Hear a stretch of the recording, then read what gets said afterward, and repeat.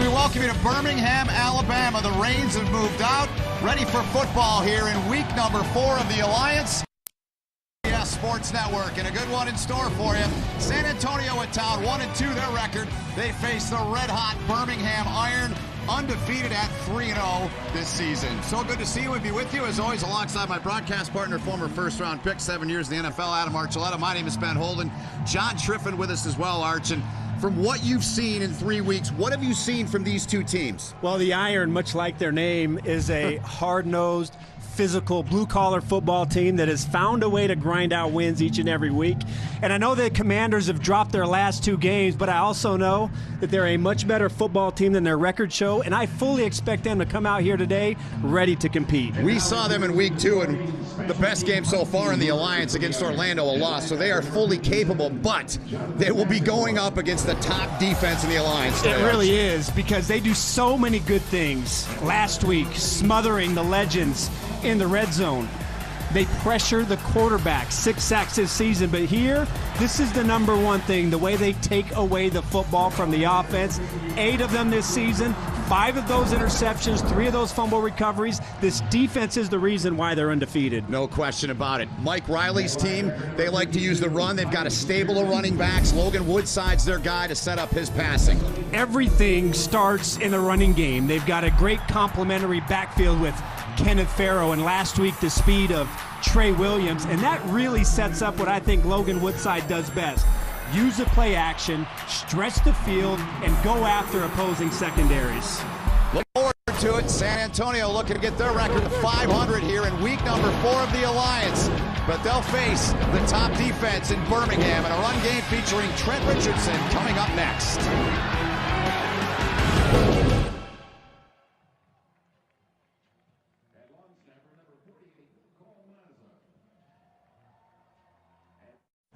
Welcome back to Legion Field here in Birmingham, Alabama. Just about set to go with our first snap between the Iron and the San Antonio Commanders. A lot of rain moved through here earlier today. Let's get down to John Triffin, third member of our team, for an update on that. Triff. Well, Ben, that was the big concern just until a short while ago. It had rained very hard here in Birmingham all morning long. Because of that, this field was soaked. Take a look at the video we shot just a few hours ago when the players arrived. Standing water everywhere. Player safety was a huge concern. Well, this ground crew has done a phenomenal job. There are pumps underneath this field that have pulled the water away. Now that this rain has stopped, the water is gone, and the field is ready to play. Ben? Thanks, John. I know everyone happy about that. Mike Riley, San Diego Chargers head coach in his time in the NFL, also at Nebraska. Darrell Johnston there, the general manager on the sidelines as well. And Tim Lewis, Arch, we're getting to know Tim and his team pretty well, aren't we? He is, and he has put together quite a team, much in his personality. No nonsense, blue collar, and the defense has been outstanding. It really has. We saw the Iron last week at Atlanta, their victory, and then week 1 here, their victory against Memphis. The weather, 15% chance of rain. It's cooled off. It was in the low 60s yesterday, but today a different story. But the rain, as John Triffin told us and we mentioned, is moved out, and Birmingham will get the football first. Arch, it'll be their first snap from the 25-yard line here in week 4 of the Alliance. And Luis Perez will be under center. Trent Richardson leads the Alliance with 6 touchdowns. But Perkins will be in there to get things going on this first series here for Birmingham. Third down, my friend. Hey, he's all good. From the 25, Perez stands in, flings it, open man, catch made at the 39-yard line. And LaDamian Washington, the grab, a gain of 14. That's a first down. Luis Perez, thoughts on him, Arch? You've seen him twice now. Well, what I like about Perez is that he is an accurate quarterback, and he seems to function better when they use a lot of play action, when they get him outside the pocket and they allow him to make throws downfield on the run. Gives it off here to Richardson. Richardson across the 40 to the 41. Going to pick up a 3. Joel Lanning made the stop there. Lanning coming off a terrific week last week, led the San Antonio defense with 8 tackles. Temple on the stop. As a quarterback was Lanning in his college days, switched to linebacker. All he did was lead Iowa State his senior year in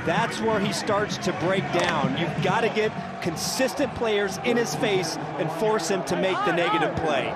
Kenneth Farrow's in the backfield in the end zone next to Logan Woodside. Bingo shot! Woodside comes out throwing. He gets him out of the hole, and they get the first down. As Mikhail McKay comes up with a grab and gives him some breathing room, a pickup at 12. As we get a closer look at Logan Woodside, was electric at Toledo and drafted in the 7th round by Cincinnati. Had a strong start to the season, but cooled off a little bit. Maybe you can argue had his worst game of the year last week, but what I love about him is that he is fearless. He is not afraid to rip that ball down the field and test coverage. 2 touchdowns, but he has 5 interceptions, as you touched on there last week. Max Redfield in on the tackle on Farrell. Redfield's been a guy on that defense for Birmingham that flies around. Their secondary really playing well. The whole defense is, obviously, but that secondary has really stood out in the times we've seen them. Bingo shot! Pick up a 3. It's Farrell again. Broke a couple of tackles, and Farrell, some tough running. He's close to the first down, but it looks like they're going to mark him just shy. They're going to call it a pickup of 7. We talk about the Commanders and their great balance, and you see right now Mike Riley, the head coach, and Matt Troxel, the offensive coordinator, getting to the line of scrimmage and snapping the ball quickly in this game. Farrell, and Farrell again, tough running from Kenneth Farrell, the product of the University of Houston. Devin Taylor made the stop, but it's a first down for San Antonio. And the Commanders are going lightning quick.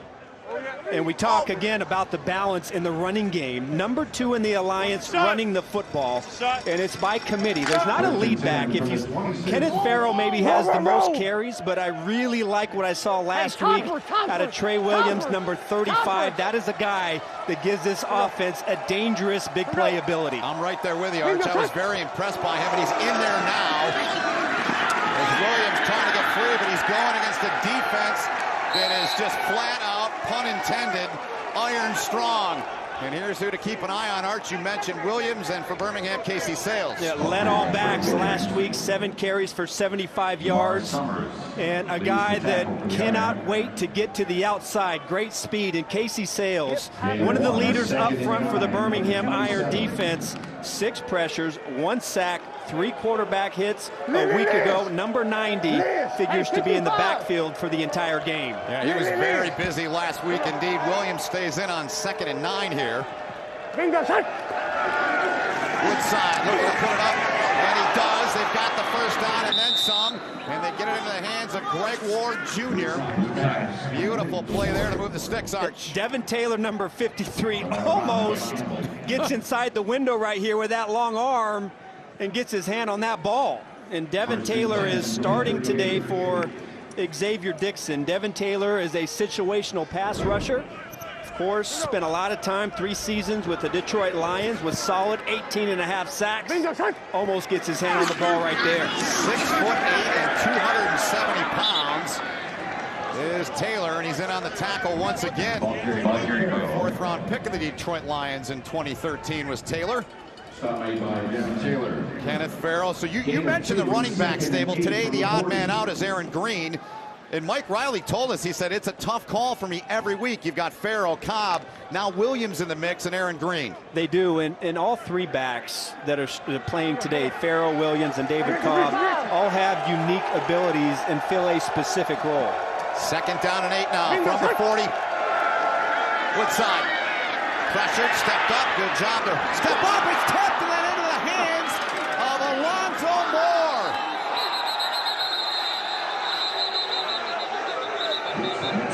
It was tipped. The intended target was Cam Clear, 18-yard pickup. You know, sometimes down, I would say that is down by contact. I'd agree with you. Sometimes it's better to be lucky than good. And what started out as a clear drop, and Alonzo Moore in just the right spot to keep this drive going. Redfield there trying to knock it out. Tocho, who's a ball hawk as well. Hey, easy. Alonzo Moore played his college ball, played for head coach Mike Riley. When he was at Nebraska. Farrell's in. This drive started, folks, at the 1 yard line. Woodside looking sharp so far. Fires over the middle, and nearly a one-handed catch by Greg Ward. In traffic, but incomplete. Intended for Ward, incomplete.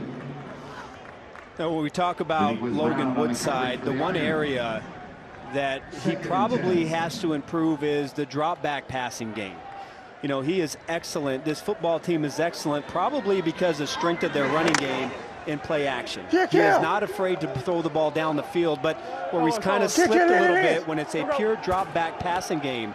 So far in this game, I think he started out pretty good, but that's what we're going to have to watch as the game goes on. Right. Good run there. Farrow, tough run. Good pickup. Sets him up for 3rd and short. They pick up 8. Max Redfield on the tackle. So when we talk about both of these running backs, Farrow is the inside runner when they choose to run the inside zone, and Trey Williams is the guy that really wants to use his speed and get to the edge.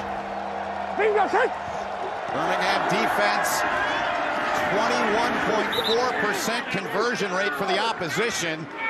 But the opposition in this situation against Tim Lewis's defense picks up the first drive. And Arch, this drive again started at the 1, coming up on the 11th play of the drive, continues. Well, San Antonio is #1 in the league in 3rd down conversions, 44%. But last week, Ben, they were 1 for 12, and that's played a huge part in dropping that game to San Diego. So far in this game, they're right on schedule with what they've done the entire year. Woodside turns and hands off. Good step by Campbell there. Coming in to get Trey Williams.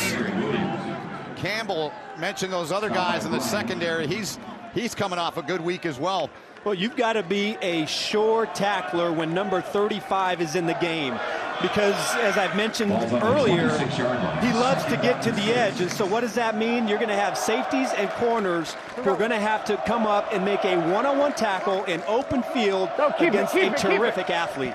Led the secondary last week, did Campbell, with 7 tackles and a couple of passes defended. 2nd and 6. Woodside dropped over the middle. As DeMarcus Ayers, who made a brilliant one-handed catch in week 2 of the game we did, couldn't come up with it there. Zone read, run pass option, and Woodside has the window. And we see this week in and week out in the Alliance. One of the skills that these receivers have to develop is to be consistent pass catchers. Too many drops. Too many drives have stalled because the receivers have not been able to secure the catch. What a battle. You saw those numbers there. So far on this drive, San Antonio is 2 for 2 on 3rd down. Out of the gun, Woodside over the middle. Catch is made, and they've got the first down. It was Trey Williams who comes out of the backfield and makes the catch at the 20-yard line. Really nice job from Woodside reading the coverage, seeing Trey Williams come out of the backfield on an option route, and he's wide open. So again, the team that came in here as the best 3rd down offense in the Alliance continuing to have their success and now find themselves at the 20-yard line. Indeed they do, knocking on the door. Ward shifts in a little tighter, comes in motion. And they go back to Kenneth Farrow, who's been running it very well on this opening drive. Matthew Wells made the tackle, and see what Birmingham has done in the red zone. I mean, hard to top that, Arch. It really is, and you can argue that that's one of the key reasons why they find themselves at 3-0. Yep. San Antonio going quick again. It's Farrow, and Farrow is awful close. He's going to be less than a yard shy, it looks, from the spot. It'll bring up another 3rd down. But this is what showed up last week. San Antonio 0 for 3 in the red zone. And a big reason was because they tried to take a lot of shots when they got around that 20-yard line. But 3rd and a yard. San Antonio 4 of 4 on this drive on 3rd down, make it 5 out of 5. What a drive they have put together to this point. Oh, this is clogged up, and initially it looked like Woodside, he was stopped. But a nice choice of choosing to go to the left side when Birmingham had completely clogged up that right side and just found enough space to get up in there and pick up the first down. But We saw the same thing last week from the Atlanta Legends. Drive right down the field in their first drive of the game, but inside the 10-yard line, this defense is tough. They stiffen big time. Woodside floats it into the corner, and unable to come up with a catch there was Evan Rodriguez. 2nd and goal coming up. It's exactly what they did against Atlanta last week. Oh, play action pass, and I thought initially, pretty good reaction, pretty good coverage out there from Shaheed Salmon. And one of the reasons why this defense is so tough in my eyes is because they're really good at man coverage. And if you're not good at separating and getting that little window against this defense, it's going to be awfully difficult to complete any passes when you get in close against this team. Heavy set here. They get it to Farrell, trying it outside. There's that defense. Taking everybody out over there. Jamar Summers and Massaquoi. And it brings up 3rd and goal. Great job today of setting this edge. Farrell is trying to get outside, but boy, watch. Play off the block of the tight end, work down the line of scrimmage, and allow your defensive back time to get off the block and make the play as a supplementary tackler. Really a nice job. And right now, Woodside has to try and figure out something to go against this defense. Look for some crossing routes from one side of the field to the other, one of their favorite plays. This is the 20th play of the drive. Pressure coming, they got him! A flag comes in, as bursting in there was Beniquez Brown. Had 12 tackles last week. There is a flag, so we'll check that at the 12-yard line. Could be an illegal defensive formation. It looked like they had 5 men on the line of scrimmage, which means one of those guys is designated to blitz, but they blitzed an off linebacker, and that could be the call. Legal blitz. 4th down.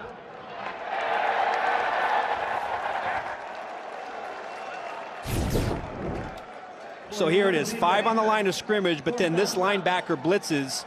And once you have a linebacker or the extra guy on the line of scrimmage, he is designated as the only blitzer that can come, and that's why they call the illegal defense. So the ball spotted back at the 21-yard line. And they'll bring on Nick Rose, who is 7 for 7 this season. See what he's done in his NFL career. This will be a 39-yard attempt. Snap a little high, but Zima pulls it down. And San Antonio on the road. The first points in this game after a 21-play drive that covered 78, 3-0 Commanders. Well, my parents met in Texas, then they moved to Washington. They had me at Fort Knox. They keep all the gold there. After that, we moved to Georgia for a couple years. Then we spent some time in Korea. Seaweed snack. Ew. And now we live here for good. Our members call many places home. Oh, lots of questions. So we made owning a home easier. Navy Federal Credit Union. Our members are the mission.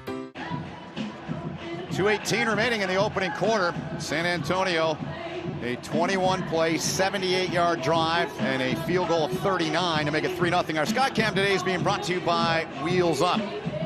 I tell you, Tim Lewis's defense is just almost impossible. It's almost like a, at least for me anyways, like a Rubik's Cube. You know, I get one of those and I just can't solve it. But somehow Mike Riley in this offense is going to have to weigh to get past this red zone defense if they want a chance of winning this game. You're not kidding. They are tough. Tim Lewis stops as a defensive coordinator in Pittsburgh and with the New York Giants. Here's Perez, second possession of the game, and he's taking a deep shot. Washington's out there and coming over to take it away there, but they're saying Bosby was out of bounds. So we'll have to wait for another time for his 3rd interception. Wow, this is such good play by Bowsby. Does he come in? Right foot. Oh, and the left foot just comes down out of bounds, but what a reaction for him to come over, make that play on the football, and almost makes a great play by picking it off. He really did. 2 interceptions on the season. It's Washington, that big, tall target out there. Richardson lined up behind Luis Perez. Dozen tackles on the season for Bowsby as well. Richardson plows ahead. Good pickup out to the 31-yard line. It'll set up a 3rd down and 4 coming up with 2 minutes to go in the quarter. Trent Richardson obviously has taken over as the lead back here for Birmingham. 6 touchdowns on the season, but the way I see it, this running game, they need more breakaway runs. You know, he's only averaging about 2.6 yards per carry, but they've got to be able to rip off some big explosive runs for them to have more balance in their offense. Yeah, came in with 59 carries for 145 yards. That leads the league with those 6 touchdowns. Second in the alliance is Birmingham on 3rd down conversions. Free play here, they're gonna blow it dead. As the right end came in there way too early. Just a bit early. Just a bit.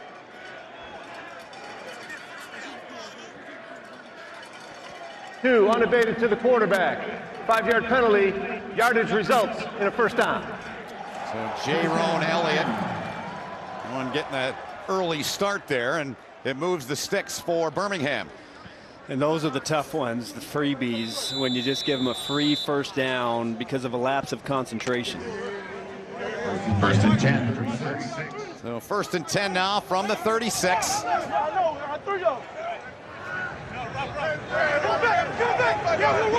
Brandon Ross, the running back. Saxton in motion, the tight end.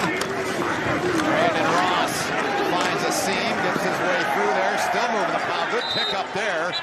As we move inside of a minute left in the quarter, a gain of 6. So Brandon Ross, who was inactive last week, spent time in the NFL with Minnesota and Green Bay, product of the University of Maryland.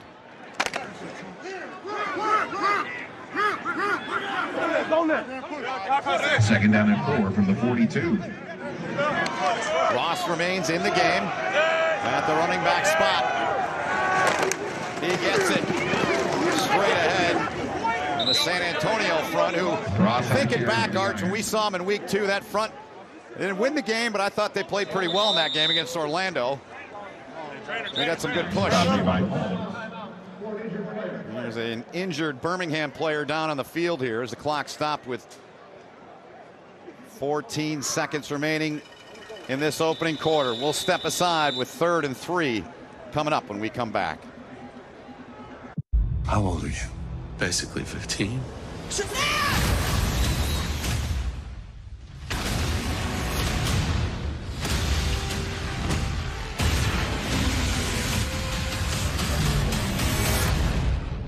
I'd like to purchase some of your finest beer, please. Shazam. A lair. Yes. If you have a location like on a cliff. Overlooking some water. Then we will take that. Rated PG-13. Experience it in IMAX. So 14 seconds to play here in the opening quarter, and Brandon Green played his college ball about an hour from here in Tuscaloosa. They tend to him. Checking out that right leg as we look back, Arch.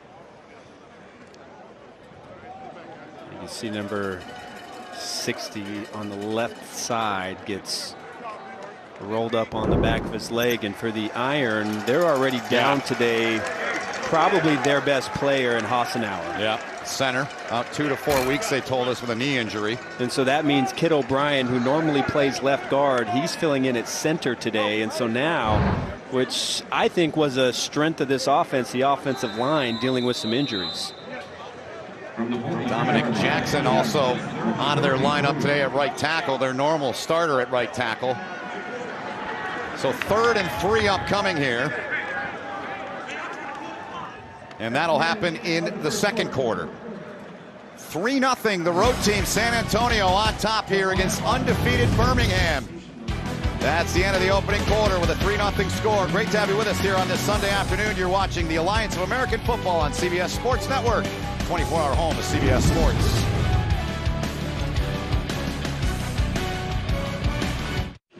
They start them young here as football fans in the great state of Alabama. 3-0 San Antonio on top of Birmingham. Down to John Shriffen standing by with Jamar Summers. Shriff. Well, Ben, thank you so much. Jamar, just like you guys did last week against Atlanta, this first drive of the game against San Antonio, your defense came up tough in the red zone. What is it about your unit where you guys seem to step up with your back against the goal line? At the end of the day, it's backs against the wall. You know, somebody got to come up with a play. We got to come up with a stop. 3 is better than 6. Good stuff. Good luck the rest of the game. Thank you. Appreciate it. All right, thank you, John. And I see my partner over here smiling about their defense. Why wouldn't I smile? Of course. We're watching some football here today. The 43-yard line. Looking like watching a 1-year-old getting fed some milk at a football cold day at a football stadium. Adam Archuleta, John Shriffen, Ben Holden, all of our crew. Great to have you with us. 3rd and 3 here for Birmingham. Trying to convert here. They had to punt on their first possession. And that one's nearly intercepted twice. Nearly picked off, but incomplete. Pass intended for pass, incomplete. Another good play inside. I want to say that's Danny Ezechukwu, number 56. Is that 56? It is.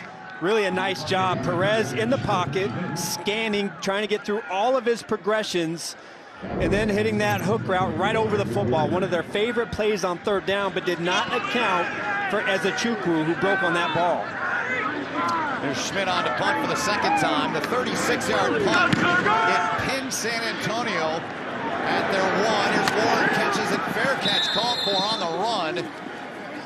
Inside of the 10-yard line, a 48-yard punt. San Antonio on the road with the lead, and they've got the football when we come back.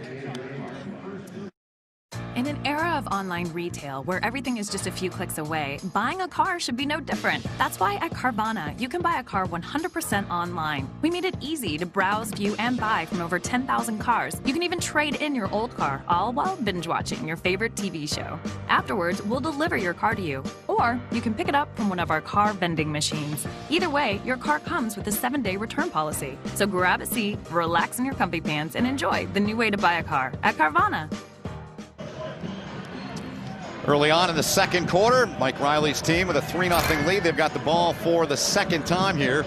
Before we get to that, we're taking a look now at the Irons home field, brought to you by At Home, the At Home Decor Superstore. And opened in 1927, UAB played here, hosted the Iron Bowl between Alabama and Auburn from 48 to 88, and was also used as a site for men's and women's soccer during the 96 Olympics that were held a couple of 100 miles away in Atlanta. So San Antonio goes to work here. Opening drive for them started at the 1. This one starting at the 8. They went 21 plays, 78 yards, but they were held inside of the red zone. They were held inside of the 10 and forced to kick a field goal as Farrell goes on first down for about 3. Yeah, and they've done it, again, kind of their recipe the entire season. They've done it with good balance. So far in this game, they've run for 44 yards. They're only averaging about 3.4 yards per carry. But that should start to open up some things downfield. I think this offense is best. Woodside is best when they attack downfield. And they've been a big play offense so far this season. Yeah, they've got Mikhail McKay, big target they like to go to, one of the top receivers in the alliance. Farrell on the carry, 3rd down coming up, 3rd and 3 they're going to need. Beniquez Brown on the tackle. There is McKay. He had 4 for 91, had a 47-yard touchdown last week. Their first play from scrimmage off a turnover. Yeah. Well, they're 4 or 5 so far in this game on 3rd down against one of the better 3rd down defenses in the alliance. And you saw their defensive coordinator, Rick Minner. What does he do here? What's his defense do? Here they come. Woodside gets rid of it. Got a man out there.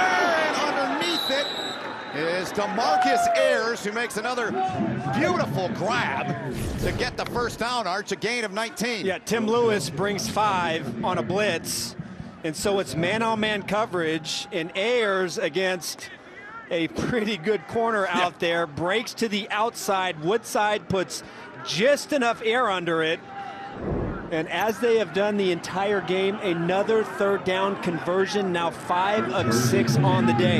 Impressive. Very impressive. There's Summers. George was referencing 2 interceptions for him on the season. And timeout been taken by San Antonio. San Antonio, they're first. So Woodside will talk things over with Mike Riley. The Alliance of American Football app is #1 in both the Google and Apple stores. And if you download it now, all sorts of Easter eggs are hidden in it. Let's take a look. San Antonio Commanders on top 3-0 here early in the second quarter. And in conjunction with Navy Federal Credit Union, the Alliance is proud to be staging a military seat upgrade program where families each week are able to upgrade their seats on game day in recognition of their service. Great thing they're doing there, and see some veterans there in the crowd. 1st and 10 here. Woodside out of the timeout. Roll. Hey, Trojan. Red right. Little tight stack to Woodside's right. They like to run outbreaking routes. This is Farrell with it. Good pickup. Kenneth Farrell running tough. Dragged down by Max Redfield. Watch the 2 tight ends, number 85 and number 88. Really nice piece of blocking right there. And Farrell, who I think really has a good feel for the inside zone, spots the hole, uses that compact body of his, that low center of gravity, and falls forward to finish the run. Cam Clear, 85, you were talking about. Evan Rodriguez, 88, those 2 tight ends. 7-yard pickup. Farrell to the outside, use the blocks. Good pickup from Kenneth Farrell. There is a flag down, though. Stopped by Jeremy Falk. We'll have to check the marker, though, from referee John O'Neill. Possibly a hold on the left tackle. All right. Holding. Offense number 85. 10 yards from the previous spot. Repeat 2nd down. Boy, it looks like a tackle. Cam Clear, the tight end, number 85, 6'5", 277 pounds. He is their inline tight end. But number 85, right on the bottom of your screen, you see how he gets the left arm wrapped against that shoulder pad. Yes. Of Jonathan Massaquoi, and Woodside's reaction. So that backs him up. 2nd and 13. Ball at the 31-yard line. On the ground again. Going nowhere. David Cobb, his first carry of the day. He'll lose a yard. The product of the University of Minnesota. And defense stiffening again. Falk on the tackle. Yeah, watch this. Really nice job. Jeremy Falk, one of the better defensive linemen in the Alliance. Look at that power, how he just stones the right guard, Cyril Richardson, gets off of that block and makes the play. He's one of the more powerful defensive linemen on this front. He showed you right there exactly why. 3rd and long. They need 14. Trey Williams in the backfield. Tim Lewis loves Jeremy Falk for the way he plays, and he's a leader, and they don't get it here. They get it over the middle to McKay, but the tackle made by Massaquoi. 4th down, punt team comes on. That defense stands up this time and gets the stop. Yeah, nice job from Tim Lewis's defense getting off the field. And so far in this game, they've been on the field for 25 plays as opposed to just 12 going the other way. So that is a huge drive right there to get off the field, get some rest. Now it's up to Perez and that offense to try and put a drive together to give that defense some rest. Here's Joseph Zima. 44.2 per punt last week. Flag flies. Everybody point, no, it was him. Hey, it was him.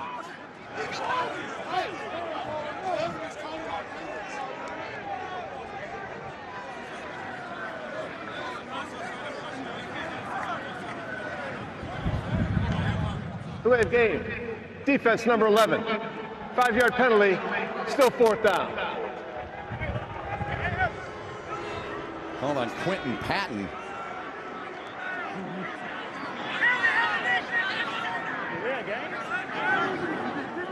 So the deep man awaiting the punt from Zima, Devasier Felton. He's a speedster back there, 5'6" and 153. He can scoot. See if he gets a chance to do so on this punt return.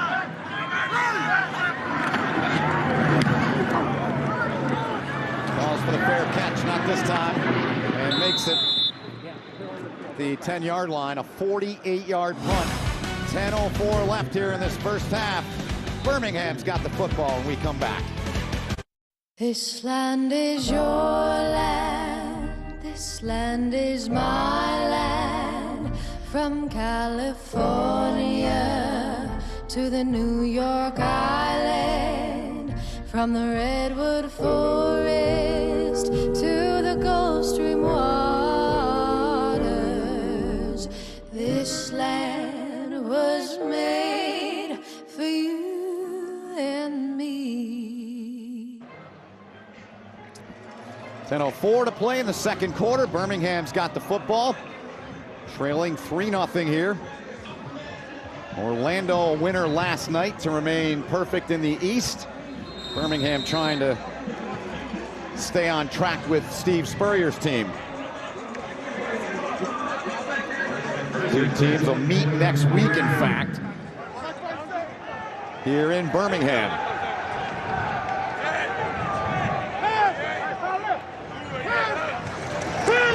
Perez swings it out to Richardson, makes the catch. He is met immediately after a pickup of a couple. Austin Larkin, the tackle. Let's check in with John down on the field. Well, Birmingham is now without their starting left tackle, Brandon Green. He is out with a knee injury. His return to the game is questionable. Ben? All right, thank you, John. And that is a tough blow, as Arch talked about earlier. Hassenauer, their center out. They've already moved some other guys around. Dominic Jackson out today as well. Brandon Ross, the deep back. Call it a gain of 2 on that play to Richardson.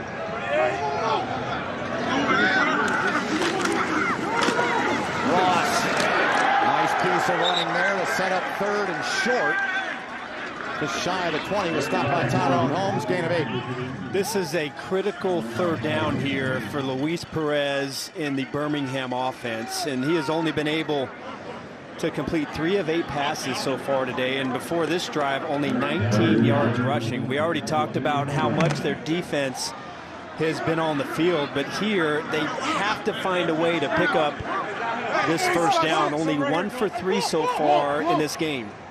Richardson, the deep back. There he's set, they give it to Richardson. And Richardson gets it and then some.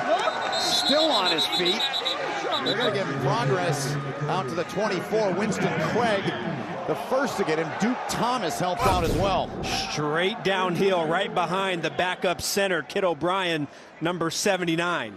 And this is where Richardson is at his best. When he gets near the goal line, short yardage situations, when he can get his shoulders square, and he just keeps those legs driving with all that power that he has.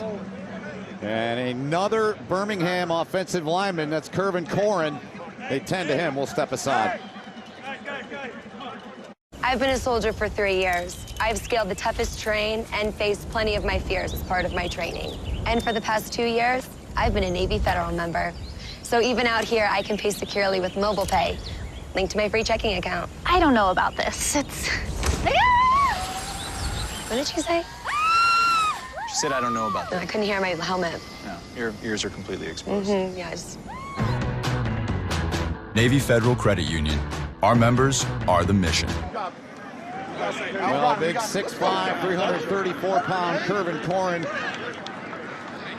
needing help to get off. That's the last thing Tim Lewis and his football team needs right now. And we take a look back. You can see the left knee there, the left leg. Again, that pile today for both football teams have been brutal. And this seems to be the story right now for Birmingham and the health of their offensive line against what really is one of the better defensive fronts here in the Alliance. There's a lot of players up front that can really make some plays for the Commanders, and this is going to affect Perez and his ability to set up to throw the ball downfield. Yeah, Birmingham, 13 sacks. Talk about being in command. Here's a deep shot. He takes it! And incomplete as he was looking for Quentin Patton. Beautiful job breaking that up. Ron Smith and Duke Thomas. Had the opportunity. Watch how Patton splits the double team. Bracket coverage, and he's got a step. Lay the ball out there, allow him to run, but because that ball was underthrown, Deron Smith now has a chance to recover and stick his arm in there. Now, it looked like it looked like he dropped his football. Let's see, does it hit his hands? Nope, it hits Smith in the right arm. But there was an opportunity. Patton did get a step on both defenders, but the ball was thrown late and underthrown and allowed San Antonio to make the play. Here's Brandon Ross. And Ross running tough. They're going to spot him down at the 31. Smith on the tackle there as we inch closer to the midway point of the second quarter. Now, we talked at the beginning of the game for San Antonio and their need to really limit the big play. That's been the one thing that has hurt their defense this year, and we had them 2 weeks ago against the Apollos where they gave up big play after big play, and on that time, boy, Birmingham had an opportunity to make them pay for a mistake, but they failed to capitalize. 3rd and 3 here. Perez floating one out there, and Crosby in the neighborhood there with Felton, the intended target, brings up 4th down. And they'll bring on the punt group again. So San Antonio's defense doing the job here so far on this Birmingham offense. And they have been a good defense in some areas. Now, they pressure the quarterback as good as anybody in the alliance, but really it comes down to big plays. If this defense can stop big plays, they can assert themselves as one of the better defenses here in the league. I'm right there with you on that. Here's Schmidt. Ward. Calling for the fair catch, lets it bounce, and that's taking a few fortunate bounces for Birmingham there as they'll down that at the 10-yard line. Well, earlier this week, one of our camera operators, David Zarilla, lost his father, William. David's been a longtime member of our CBS crew, and we are certainly thinking of you, David, your family. Our thoughts, our prayers, our condolences to the Zarilla family.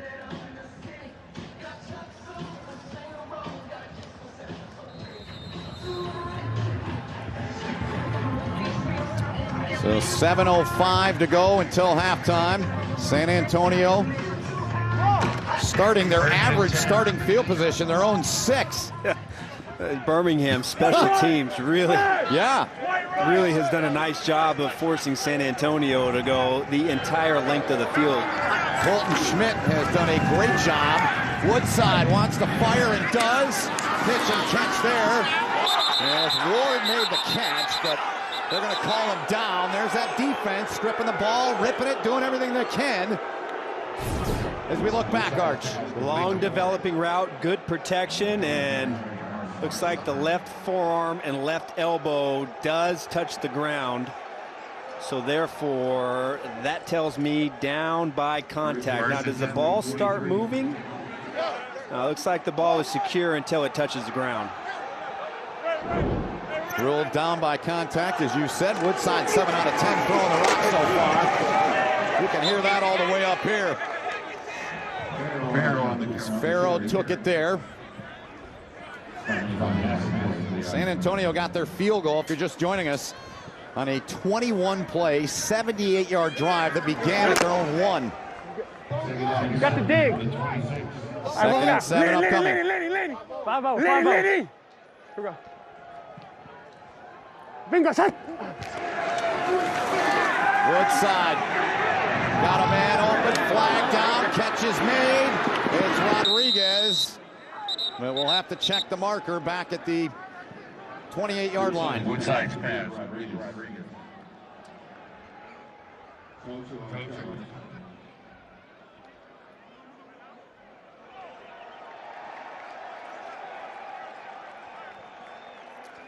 So an illegal man downfield. Would have been a great play. Evan Rodriguez comes over from the other side of the field, and I just can't quite get a number on the offensive lineman who was downfield illegally, and it's really kind of the story here. San Antonio has done a nice job driving the football, but in successive drives, a mistake now puts them in 2nd and long. Yeah. Kenneth Farrow in the backfield next to Woodside. Logan Woodside loads and fires and incomplete. Off the hands of Cam Clear, 3rd and long coming up. You really see with this offense the importance of staying on schedule. And that's, when we talk about balance, that's what it comes down to. Being able to be in an unpredictable down and distance, running or passing situation. But when they are in obvious passing situation, this football team seems to struggle. So now they find themselves here at 3rd and 12 against a tough defense. They're 5 of 7 on 3rd down so far. 55. They need the 33 to convert. Bingo shot. Woodside had to get rid of it. Kicks off over the middle. What a shot! What a shot delivered by Joe Powell. Welcome to Birmingham. Watch Powell.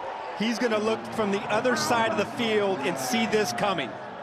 Beautiful job by Powell. He's just reading.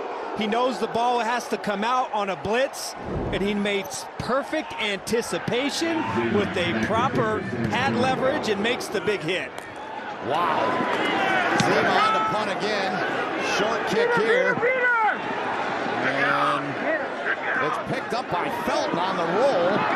And Felton gets a little something out of what looked like nothing. Flag comes in. And coming into the shove there was Arthur Miley. As the officials continue to separate, there's Powell after that massive hit. The officials convene to sort this out. Yeah, I think Miley sees one of the iron emerge from the pile, and maybe he thinks he's running with a football, but you've got to listen for the whistle. And this is going to be a clear flag on number 93. The word coming from John O'Neill, our referee here.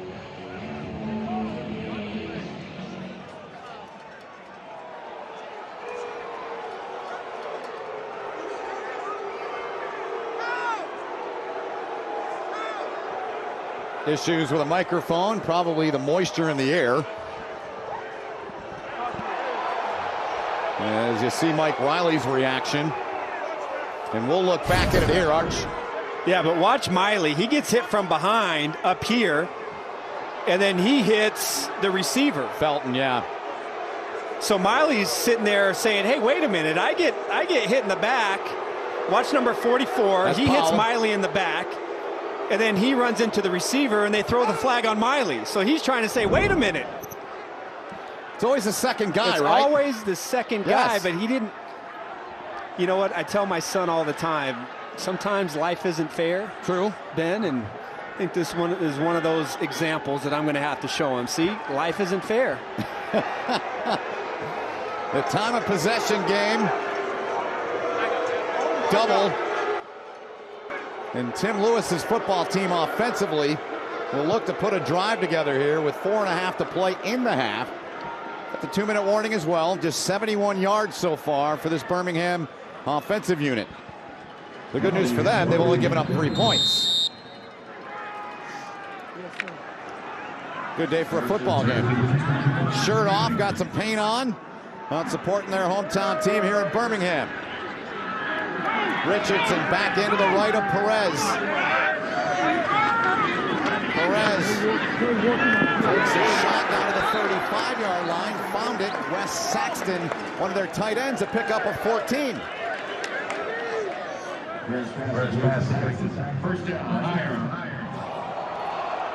Saxton joined him last week. 3 catches for 25 yards in his first game in the win over Atlanta.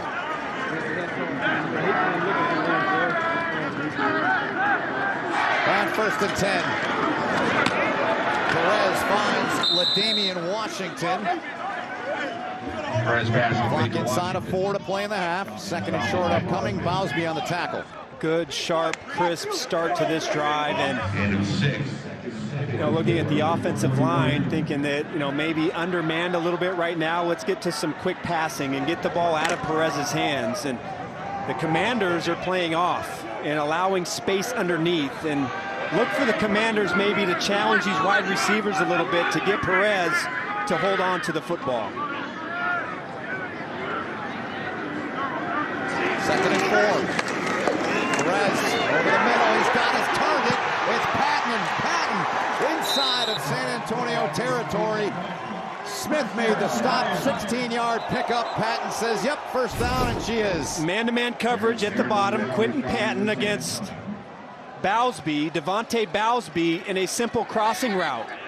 Bowsby is in pretty good shape, but just enough separation right there. Patton is able to step through the diving tackle attempt. Good accurate ball. Patton doesn't have to slow down, and he has an opportunity to run with the ball in his hands. Luis Perez, 3 for 3 on the drive, throwing it. Nobody open, and he flings it to Richardson. Just shovel that one out there. Darnell Leslie made the tackle.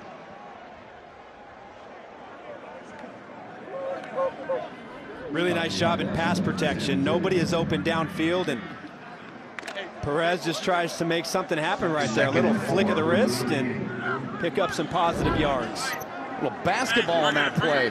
Little dish there of the football. 2nd and 5 now. Perez still perfect on the drive, and not anymore as that one's incomplete with 2:03 to go. Pressure was applied by Winston Craig.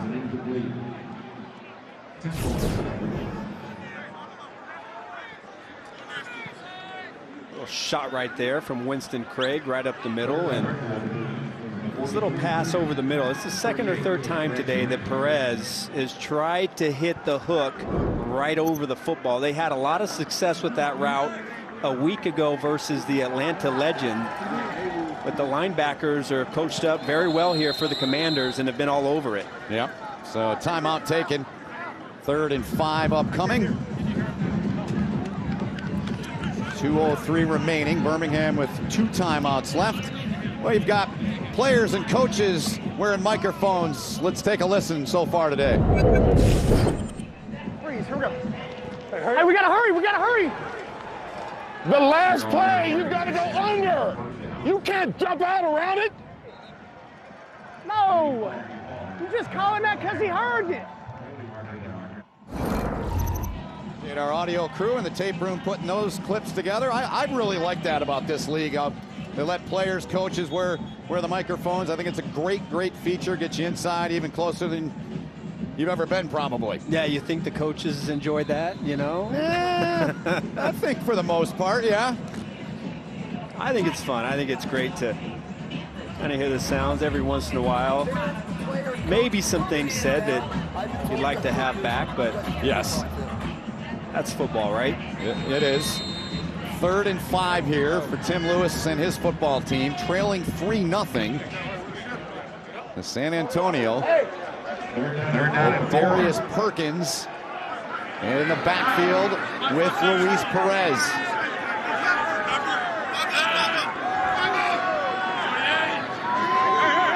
The motion man, Perez going to swing it out to Perkins.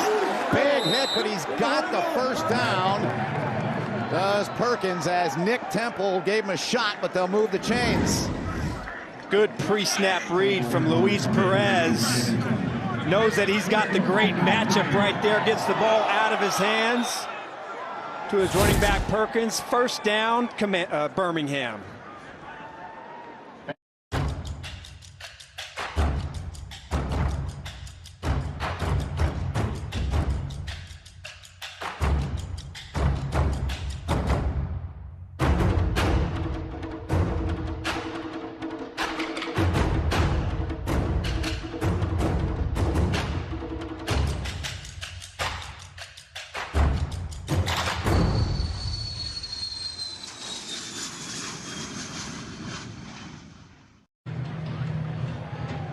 Three 0 our score. The Commanders on top. Well, they are in San Antonio, so I like the cowboy hat look. Coming up on the Alliance All Access Halftime Report, you can join Alex Flanagan, Rod Woodson, and Kevin Carter. They'll get you caught up on everything Alliance related. Plus, we'll have first half highlights and stats here from Birmingham. And headlines around the Alliance. We touched on that earlier, Arch. Orlando 4-0. Memphis, they get the dub. Yeah. Big win for Mike Singletary, finally getting that First win of the season. And how about the old Florida boys going out there in the snow to take care of business? Home teams are 10-4, 7 games decided by 9 or more, and they got their own Iron Crew here in Birmingham. Hard hats out. It's that kind of town, that kind of team. Perez on this drive, 5 for 6 for 47. He's found 5 different receivers. First and 10 for him here with Perkins in the backfield. They'll spring out, and they're going to dump it off to him. He's got the catch. And he'll take it just shy of the 25, where he was tackled by Sean Washington and Joel Lanning. Brought down to the 25-yard line by Washington. Second down upcoming. Clock continues to move as we're inside of 2 minutes. Yeah, Perez, you know, they can take their time right here. Time is not an issue. You have 1 minute and 35 seconds left, and you're in great field position. 8 play of the drive, 8 pass of the drive. Get through.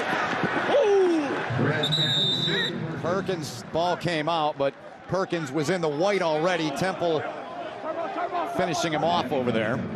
So the clock stops with 1:23 to go, Arch. Yeah, we still have 1 minute and 23 seconds, and you saw that the Iron quickly tried to get up to the line of scrimmage and get that snap off. But you have plenty of time on the clock, and the ball does come out, but it goes out of bounds, so there would be no change of possession right there. Yep. So first and 10. Clock moves, under 70 seconds left in the half. Perez, pressure coming, gets rid of it. Into the hands of Perkins. Ladarius Perkins, great job from behind. He was tripped up by Nick Temple. Beautiful tackle in the open field. Well, you see the impact that Ladarius Perkins is having on this offense. Had a big third down grab just a couple of plays ago, but a great all-purpose back at Mississippi State. And Perez doing a nice job of dumping the ball, getting it to his hands of a great playmaker to extend these drives. Tipped up in the air, incomplete. 3rd and 3 upcoming with 34 seconds to play in the half for Luis Perez in the offense. By 94.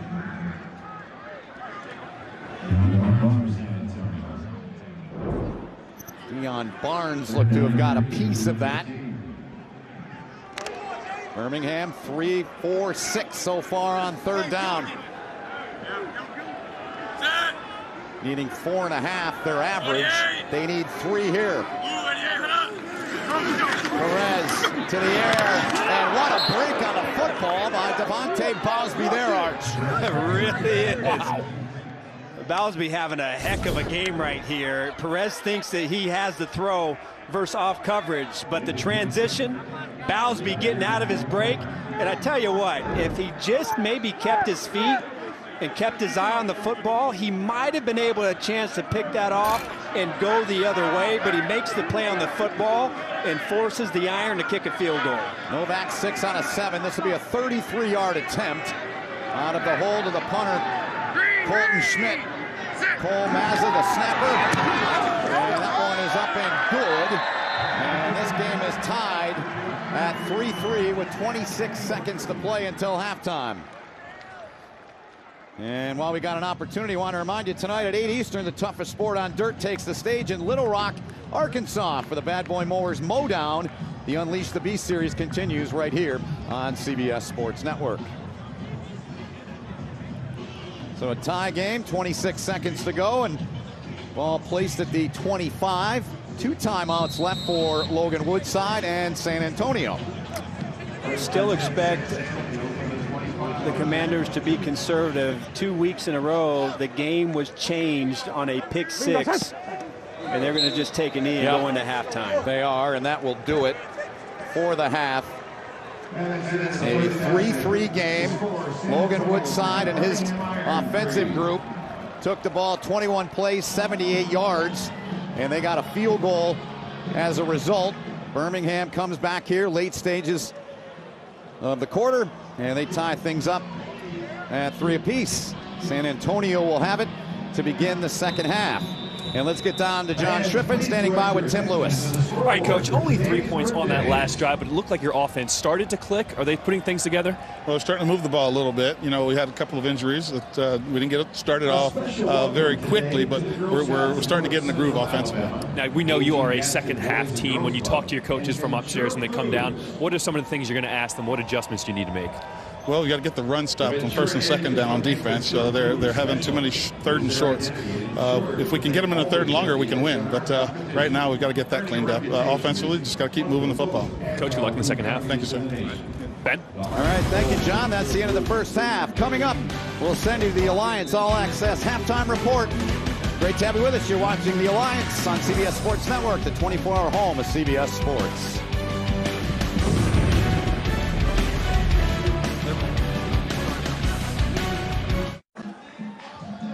Low-scoring one here in Birmingham. 3-3 our score. Just about set to begin the third quarter. San Antonio will get the football to begin the second half. Adam Archuleta, John Shriffen's down on the field. My name's Ben Holden. Great to have you with us here on week 4 of the Alliance. What are your biggest takeaways from half number 1? Well, I thought when you look at the Commanders, the way they've been able to move the ball down the field and the way they started out converting on third downs, but Birmingham has been led the entire season by their defense, especially when teams get in a scoring position. So I think their inability to capitalize early is going to hurt the Commanders. Birmingham's defense started to fly around a little bit and get good pressure on Woodside. They started to shut down that offensive running game. And so also for the Commanders, they've also kind of made the Birmingham Iron one-dimensional. And they've taken away the run game. Luis Perez has thrown the ball 21 times in this game. The Commanders controlling the game. Their time of possession, 17 minutes to just 12 minutes, but the score is still 3-3. And if we've learned anything about the Iron, Ben, this season, that they seem to get stronger and play better in the second half. They certainly do. Huge edge in that department. Those are our first half stats brought to us today by Air National Guard. Down to John Shriffen for some updates. Shriff.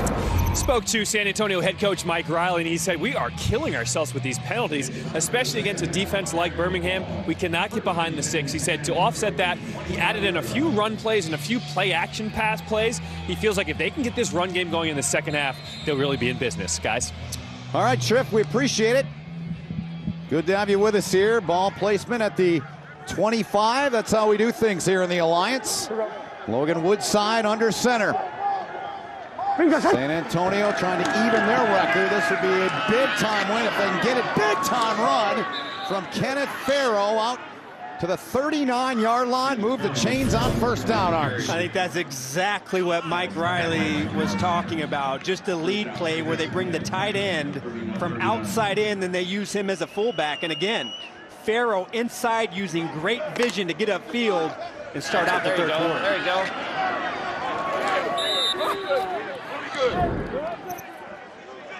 Farrow, 14 for 66 so far today. Woodside looking to throw it, and that doesn't quite work out.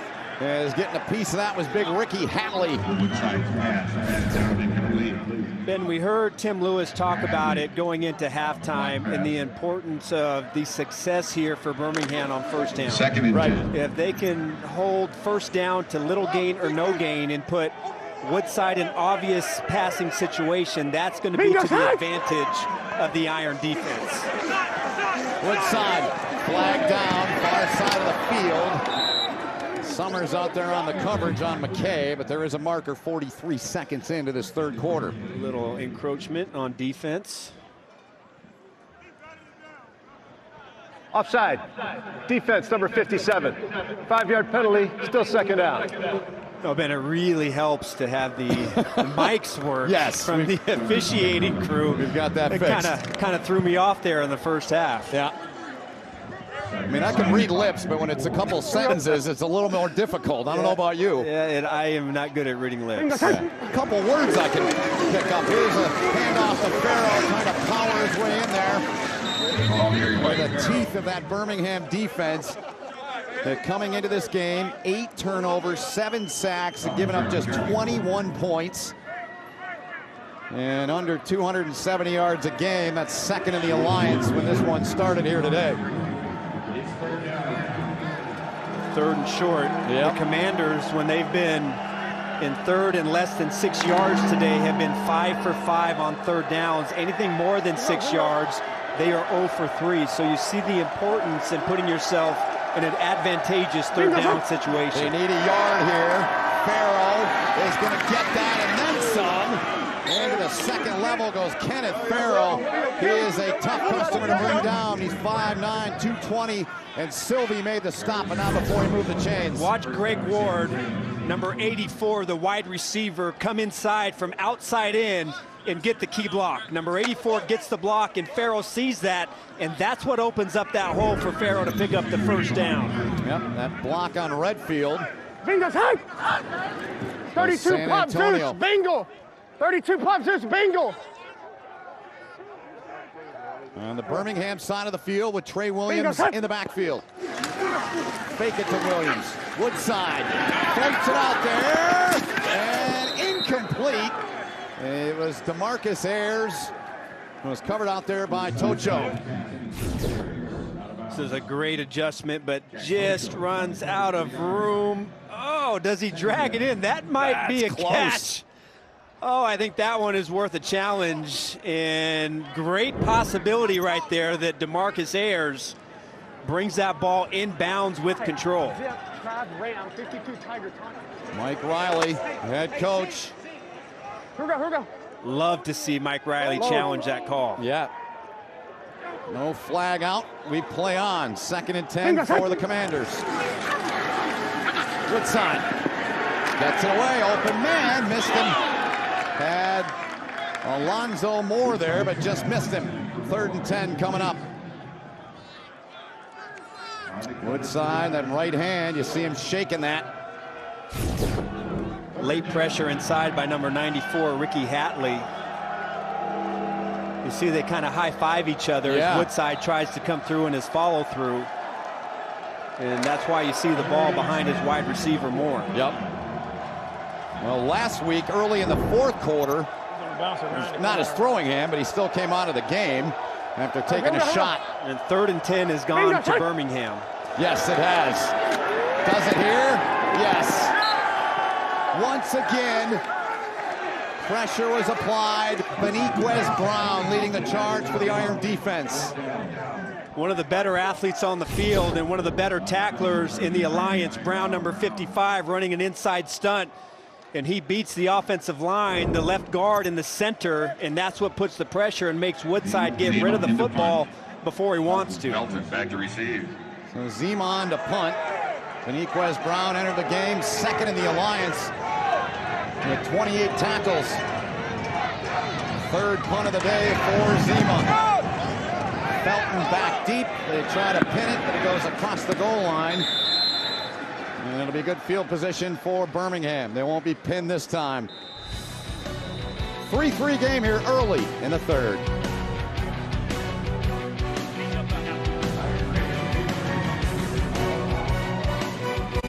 Here at Topgolf, the grass is greener on our side of the fence. But you guys don't have grass. True, but we have buckets of beer instead of buckets of balls. You like that? And our high-tech tee-offs let you know exactly how far you hit your 7-iron. So I can bring my own clubs. How else are you gonna beat your buddy Dave? Now tuck your shirt in and put your spikes on. I'm kidding. In fact, go nuts. Bet on yourself, talk a big game, score high. You mean score low? Score however, because this is Topgolf. This is everyone's game. 12:31 to go in the 3rd quarter, 3-3 game. Our SkyCam today is brought to you by Wheels Up. From the 20-yard line, Birmingham's offense will get it for the first time here in this 3rd quarter. Luis Perez. How about those numbers, Art? Especially that bottom with the red triangle. Just dominant in the 2nd half. 48-6. They've outscored their previous 3 opponents in the 2nd half. Richardson's a deep back. Richardson gets it. It doesn't go very far. Richardson on the push carry. up front. Stephen Charles, they just signed him last week. Good play out of him. Well, San Antonio is making the iron one-dimensional in this game. Perez has thrown the ball 21 times so far in this game, and I don't think that's the recipe that Tim Lewis is looking for to win. Somehow, some way, the iron or Trent Richardson or Darius Perkins, they're going to have to try and rip off some big runs and take some pressure off of this passing game. Richardson, he's in the game next to Perez. Perez takes the shot down there and making the catch. Excellent work by Wes Saxton, the tight end. Excellent play, first down. I thought it was an interception by the linebacker landing number 57, who is in great position. And that ball just gets over his fingertips with great touch from Perez. And then Saxton brings it down. Intercept! Oh my God. He got a piece of it, but not enough. Perez, 12 out of 22. Pressure here, he's got to get rid of it. And they're going to rule this incomplete. Sean Washington was applying the heat there to Luis Perez. 2nd and 10 upcoming. Well, credit Birmingham's offensive line, undermanned, and we've seen some injuries happen to them in this game against really the best pass rushing team in the Alliance. The Commanders coming into this game with 13 sacks. That's 3 more than any team in the Alliance, but so far, even with the injuries, they haven't been able to get to Perez and bring him down. Delay. Brandon Ross with tough run. That is a big-time play, sets up 3rd and short. As Ross comes in and keeps the legs churning and burning. Gain of 7. You said it. I mean, Ross might garner some more opportunities. So far, 5 carries, 28 yards. And he's been more productive today than Trent Richardson. Now they set him up in 3rd and 3, much better. And now gives Perez a chance to pick up this first down. Now they've gone to the running backs here on 3rd and short today. Let's see what Ross can do out of the backfield. And it's a crossing play over the middle. Can Patton get there? No, he can't. Outstanding work. That was Danny Ezechukwu that made the play on him. Crossing route versus zone coverage. Patton coming from the right side, but Orion Stewart, the safety on the other side, he puts the contain on it. Great job of having awareness and not allowing Patton to get outside of you to pick up that first down. So really a nice job by Mike Riley's defense getting off the field in 3rd and short. Really was. Colton Schmidt on to punt. Greg Ward waiting back at his 10-yard line. First punt of the game for Schmidt. He pinned him at the 1-yard line, and Ward will make the fair catch at the 6-yard line. The Alliance of American Football app is #1 in both the Google and Apple stores, and if you download it now, there are all sorts of Easter eggs hidden in it. Let's take a look. Well, it won't be the first time San Antonio has started inside of their own 10-yard line. They're going to start from the 7 this time. Schmidt has done a terrific job pinning them deep. Field position has been tough goal for Mike Riley. No question. Hey, 31 Pop Zeus, Pepsi, Pepsi, Pepsi, Pepsi, 31 Pop Zeus. I'm more of a Mountain Dew guy, but they call Pepsi here with Trey Williams. They fake it to him, Woodside. Looking near side to Ward, incomplete. Coverage supplied by Elijah Campbell. So let's look back. Was this a catch or not? Should they have challenged it, Arch? Yeah, well, I thought initially. So to me, he's got control there, 2 feet down, and he tucks the football. Now the ball does come out when he hits the ground, but to me, I thought that he had control and was able to put the ball away, and may have been worth the challenge for Mike Riley. I don't know if he would have won or if it would have been overturned, but thought it would have been a good challenge. Inside over the middle. Reception made. The 12-yard line by one of their tight ends, Cam Clear. 3rd down upcoming.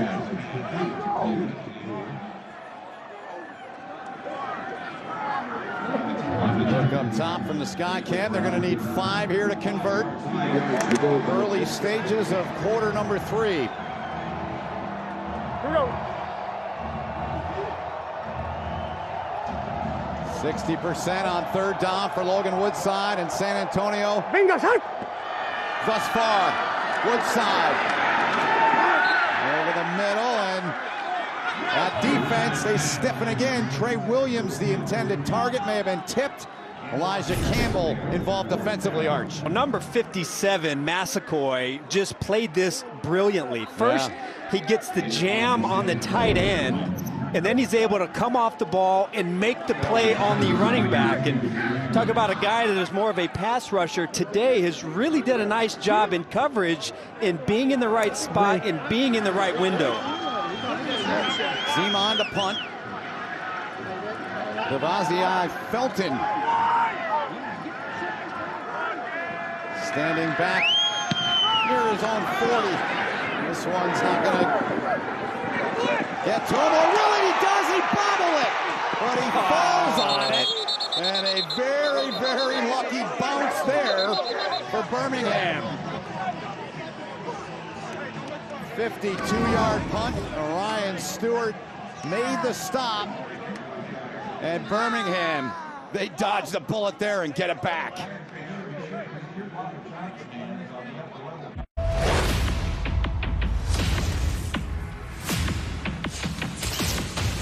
Tell me, how old are you?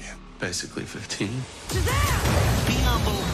You cannot tell anybody about this. Is she even good at keeping secrets? Moderate. No. Oh, God.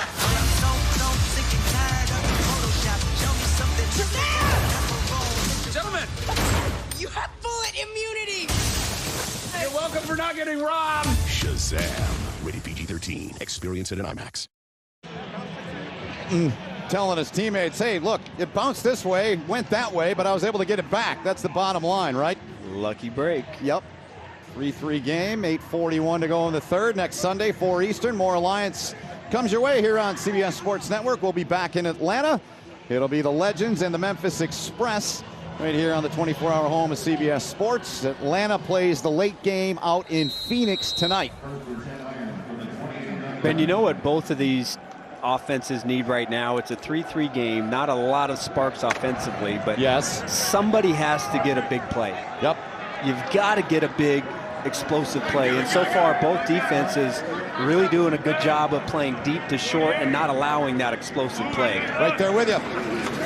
Luis Perez makes the throw, and there's a good chuck and a good catch out to midfield. Again, he finds Wes Saxton. Big pickup there for the Birmingham offense. Gain of 25, Arch. Trips to the right, and Saxton, number 83, is just going to find his way right between the hash marks. Good read by Perez, and as soon as he clears the linebacker, he throws it right there before the safety can get over and make the play. That's the big play that the Iron needed to get this drive going. Saxton, 3 catches for 54 yards on the run. Perez, and into coverage and incomplete. Was looking for Tobias Palmer, and he's slow to get up.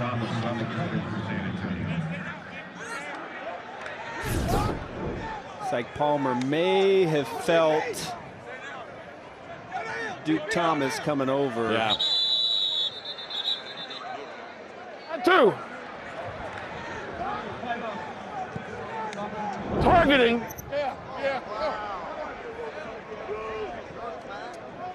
8:02 left. They tend to Tobias Palmer. Will step aside in a tie game. When you rent a car on Turo, you're renting from a real person. No shuttle rides, no waiting in line, and no wandering a car lot. This is better than your typical car rental. This is Turo. Download the app today. So good to see Palmer walking off under his own power there. Last week, 2 catches for 31 yards. This college football at North Carolina State. Here's another look, Arch. Tim Lewis saying that should have been targeting. What do you think? You know, he does get hit in the head or neck area, but Duke Thomas does make the attempt to get his helmet out of there and leads with the shoulder. So I think you could make a case for targeting, but I also understand that It's a really tough situation to be in if you're a defensive back, and it looked like Thomas did everything he could to take his helmet out of the play. Thomas back in. He was injured early in the season. And the penalty flag has been Previous play. Dropped at midfield. Number 21, defense. Unnecessary roughness. Hit on a defenseless player. 15-yard penalty. Automatic first down. So they do get Thomas for the 15-yard penalty.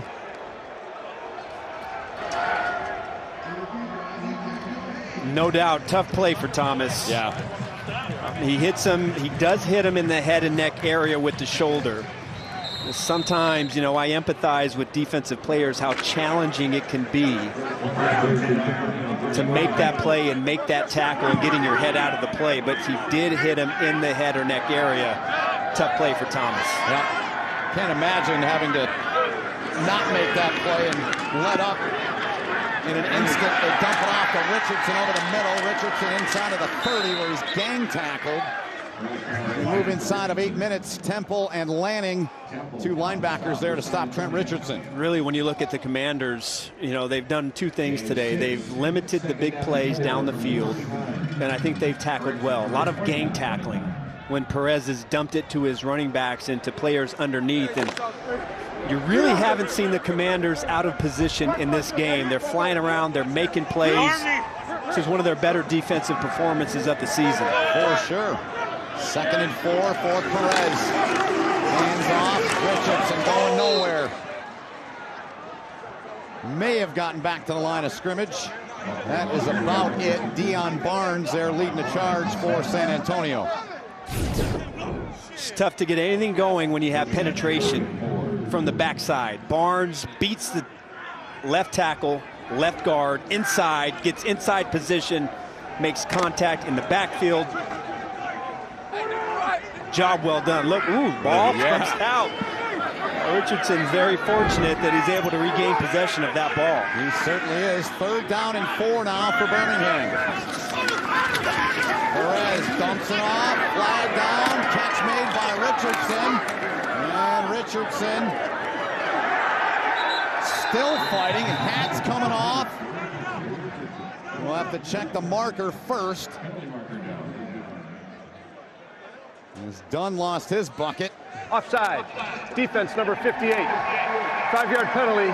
Yardage results in a first down. Tyrone Holmes, the guilty party for the Commanders. Well, this is how he gets the pressure. Number 58 coming off Perez's right side. But look at the awareness from Perez, sensing this pressure and getting the ball out of his hands. And I thought it was interesting, studying for this game, that Perez is under pressure more than any other quarterback in the alliance, but he is so good at avoiding the sack, at avoiding that pressure and getting the ball out of his hands. That is great awareness right there to get that ball into Trent Richardson's hands. Good stuff. Brandon Ross is in at running back. Play clock. They get it away, or do they? Little false start. Yes. False start. Offense number 79. 5-yard penalty. Still first down. It's Kid O'Brien, normally their left guard, playing center today in the absence of J.C. Hassenauer. See, the play clock was winding down, and Perez needed that ball snapped, and just a little hitch. And O'Brien's giddy up right there. That's right. Tim Lewis, first-time head coach. His team out to a 3-0 start. One of 2 undefeateds in the 8-team alliance. Orlando 4-0 after the win last night in Salt Lake. 1st and 15 now. Perez, pressure, gets away.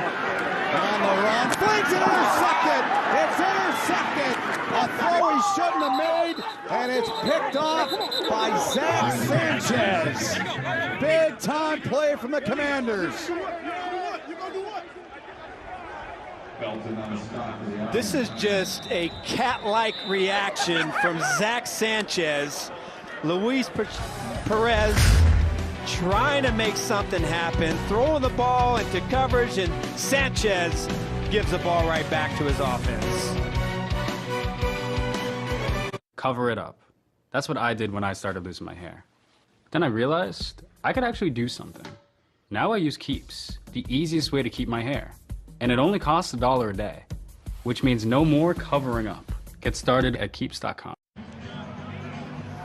Well, he disappointed Luis Perez on the bench. Second interception of the season for Zach Sanchez, Arch. Yeah, we've seen a couple of bad decisions where the defense didn't make him pay. And that time, you can see as soon as he throws that ball, he's trying to avoid the pressure from Barnes.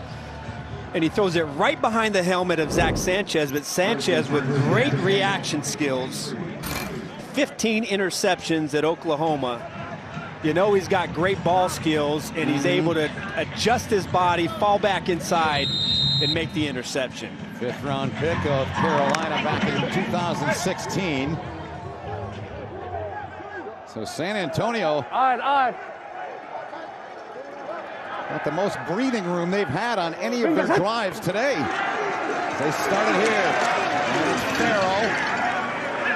Farrell with a season high in rushing yards. He's now reached 80 in this game. That's 74 in the last time you and I and our crew saw San Antonio against Orlando in week 2. It's been tough yards, and I think more importantly, we keep beating this, is how they've been productive on first downs. And that's kind of been the key to their drives today. When they've been in second medium or third and short, third medium, they've been productive. Again, Farrell the right side, gets a block, and still going. And he's inside of Birmingham territory. There's a flag that came in as Beniquez Brown rode him to the ground. Check the penalty, though.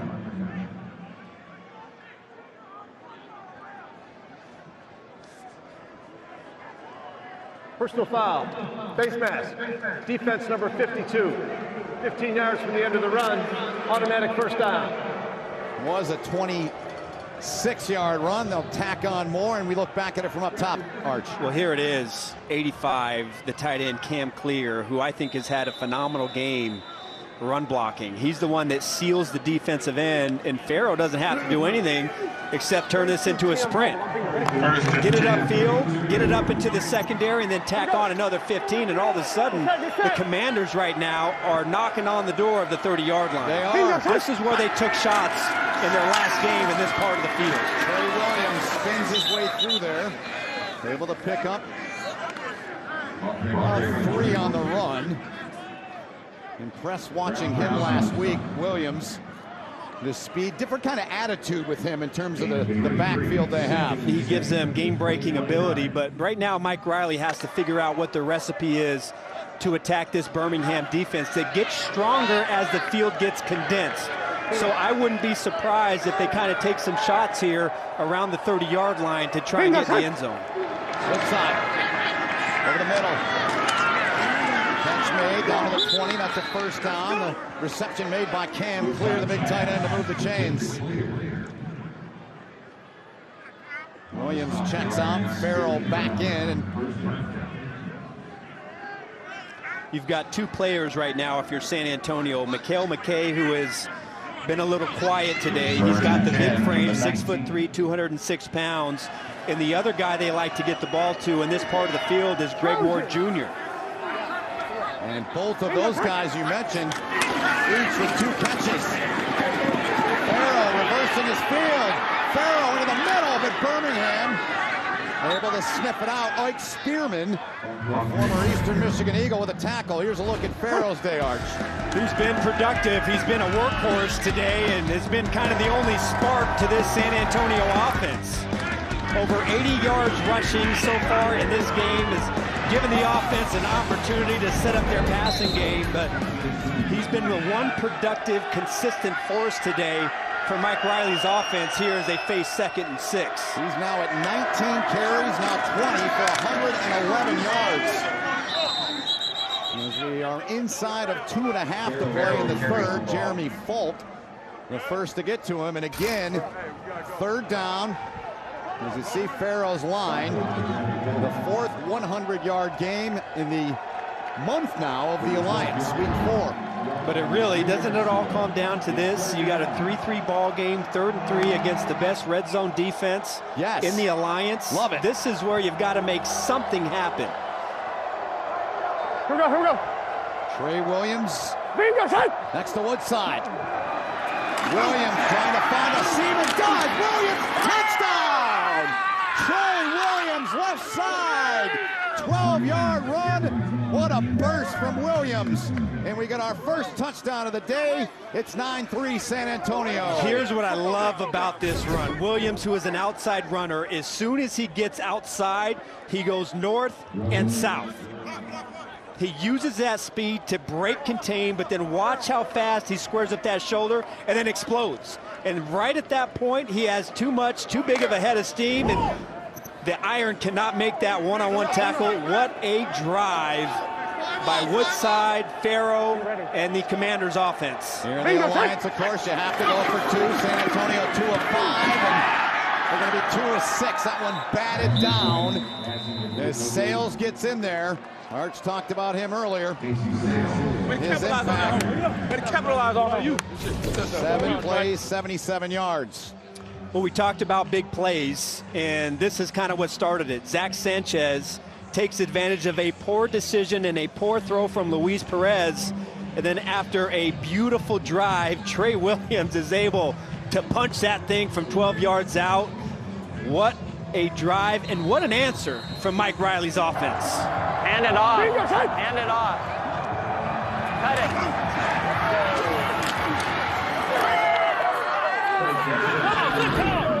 Good stuff. So ball placed at the 25 and right back to it. Trent Richardson, now Birmingham. Can they respond and react to the touchdown with some positive mojo here offensively? Richardson, they got to him in a hurry. Just not working so far today. That defense has been ready for him as Tyrone Holmes made the stop. Well, there's so much penetration, and the Commanders, their edge players today, has just done an outstanding job, whether it's Winston Craig, Arthur Miley, Dion Barnes. I mean, there is nowhere for Richardson to run. They are stacking it up inside, and their edge players are dominating and getting into the backfield. 2nd and 10, 70 seconds to play in the quarter. Perez under pressure, dumps it off. Richardson caught it, dropped it. And what are we going to have here? Did he ever make the catch? I don't think so. Yeah, I don't think he did either, Arch. Well, Zach Sanchez is fired up. Here he is today. Wow. Officials timeout for an injured offensive player. So let's take a look back. An injured Brandon Green there. He was hurt earlier and came back in. Here's the play again, Arch. Really is, and spoke about it earlier, just how well the Commanders' defense is playing, the way they're converging on the underneath passes. How many times have we seen Perez try and throw something underneath or dump it off to one of his running backs, and right there, contact right on the reception. Perfect pad level, makes the play, and it's the way you play defense out there. Sanchez with the big interception and then backing it up with a physical tackle on a big, powerful running back. Like a young Adam Archuleta, right? Somehow. To 1-0-2 and started on the snap. Referee John O'Neill just getting the clock set in the stadium. 10, Tim Lewis looks on. His team just 3 points on the board here today.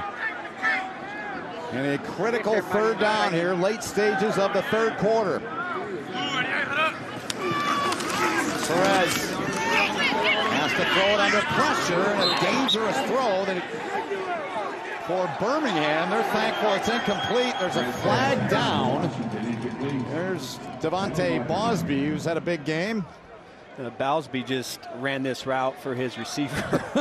I mean, Bowsby's thinking to himself, I'm going to pick this ball off. I know exactly what's coming. I am going to jump all over this curl and go the other way. And I want to say that was Quentin Patton. Or it was LaDamian Washington. It was. Offense number 17. The penalties declined. 4th down. Yep, and Washington the guilty one on the penalty, Arch. A great technique by Bowsby, number 41, and it looks like he's the receiver, and Washington really makes a good play right there, and instead of giving the Commanders a chance for an interception on the 25-yard line, just forces the punt. Here's Schmidt on the punt.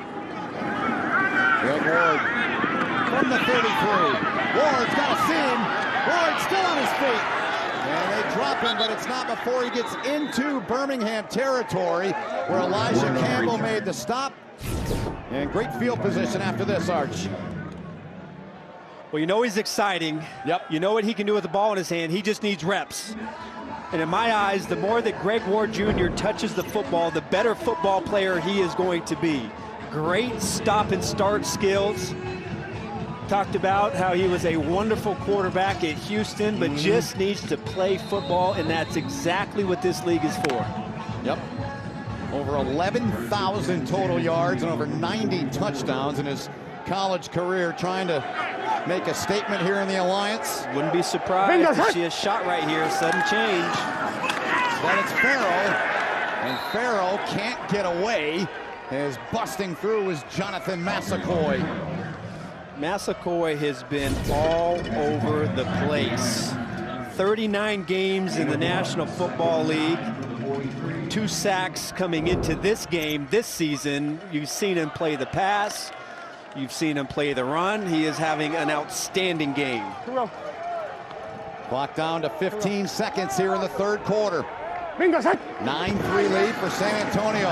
They've got the rock. Woodside on the run to the sideline, and they say incomplete as McKay tried to make the play but was unable to. 3rd and 9 coming up. 3rd down.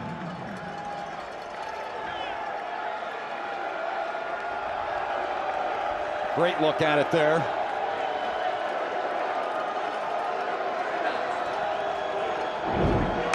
Third and 9.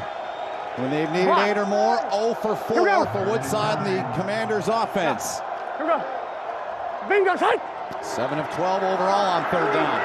And dump it off into the hands of Farrell. Kenneth Farrell not going to get there. There's a flag in there. Right there at the 40-yard line as time expires here in quarter number 3.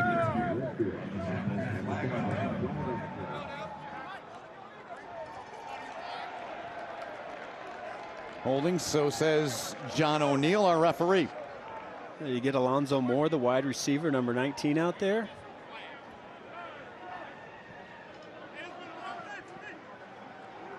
Offense number 19.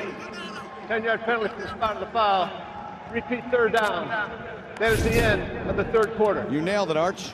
Number 19, Moore, and you can see easy. Look at the left hand right there.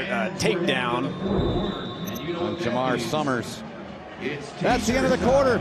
4th quarter coming your way. San Antonio on top by 6. You're watching the Alliance on CBS Sports Network, the 24-hour home of CBS Sports.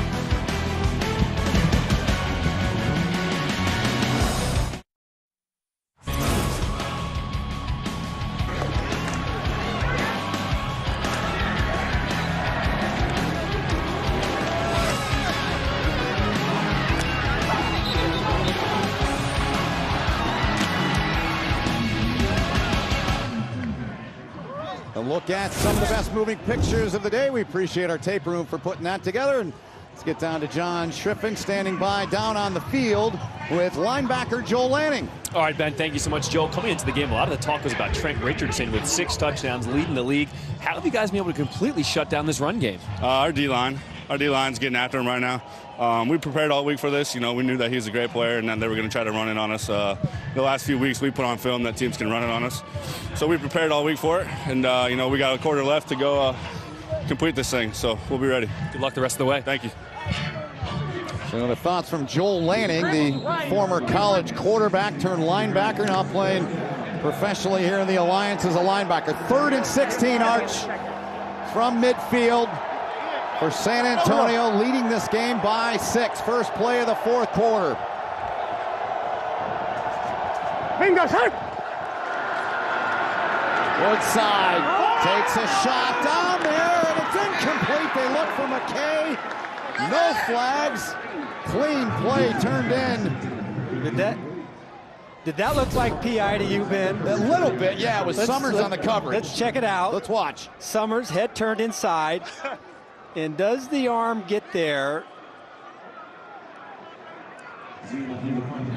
Boy, that's tough. It's really close. That's tough and real speed. Glad to see they let him play. Yep. Summers last week, big in the second half against the Atlanta Legends. Felton makes the catch at the 15. Felton trying to make a big play. And a pretty good run back of about 12 yards. Scott Daly, long snapper, making the tackle, getting downfield. Early on in this fourth quarter, 6-point deficit for 3-0 Birmingham. I've been a soldier for 3 years. I've scaled the toughest terrain and faced plenty of my fears as part of my training. And for the past 2 years, I've been a Navy Federal member. So even out here, I can pay securely with mobile pay, linked to my free checking account. I don't know about this. It's... What did she say? She said, I don't know about that. I couldn't hear my helmet. No, your ears are completely exposed. Yeah, I just... Navy Federal Credit Union. Our members are the mission. 17 seconds have elapsed here in the fourth quarter. Good look at things from our Sky Cam, and San Antonio's defense back out there. And yeah, that's what they say, forge on, and they forged on at least so far through the first 3 weeks. They've done that, trying to remain undefeated. As Perez and the offense back on from the 25, 26-yard line is where they'll start with Brandon Ross, the deep back. Ross has got it left side, found a seam, got through there, and he takes it out. Going to spot him down at the 39, former Michigan Stater Curtis Drummond on the tackle. Well, Ross, again, showing that he's got some burst and some speed to get outside. Weak side run. He reads that his left guard, Larson Graham, gets the block, and then he just gets outside and explodes upfield. That's the type of play that they're going to need on first down. And I really think that for Birmingham, if they want to get back, if they want to win this football game, it's going to have to be on Luis Perez. I don't believe they're going to be able to run the ball consistently, so he's going to have to make some big throws with his arm to score points. Pat went in motion. Perez scrambling, directing traffic. Nobody's open. Just got to throw it away. Excellent job by that secondary. The San Antonio defense as a whole on that play. Grounding. Quarterback was outside the tackle box, and the ball made it beyond the line of scrimmage. Second down.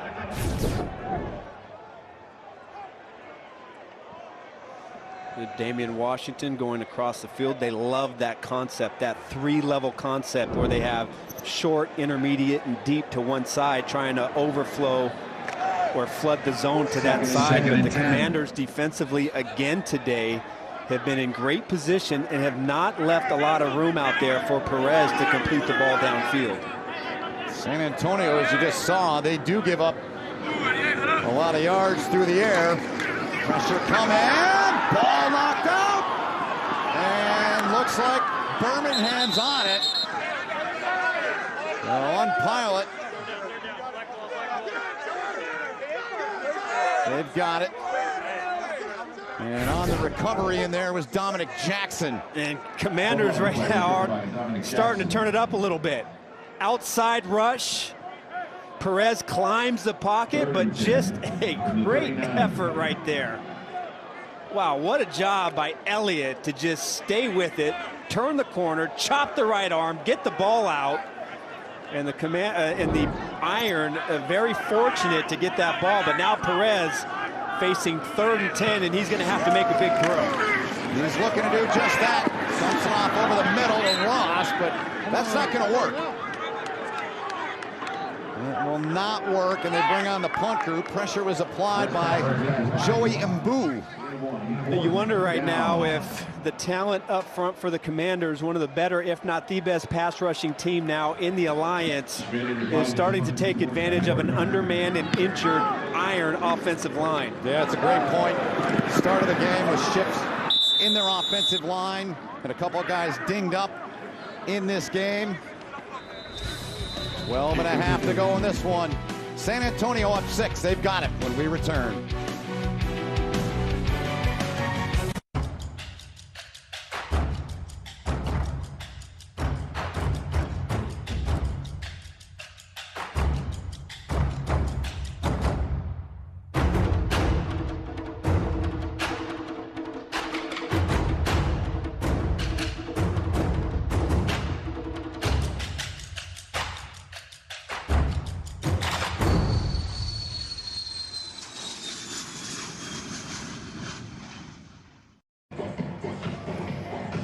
Nine-3 our score, 12.5 to go in the fourth quarter. Let's take a listen to our most recent mic'd up segment. Pepsi! Pepsi! Pepsi! Angle. Yes! We got it. Woo! Hey, way to hustle. Atta baby. That's dangerous now.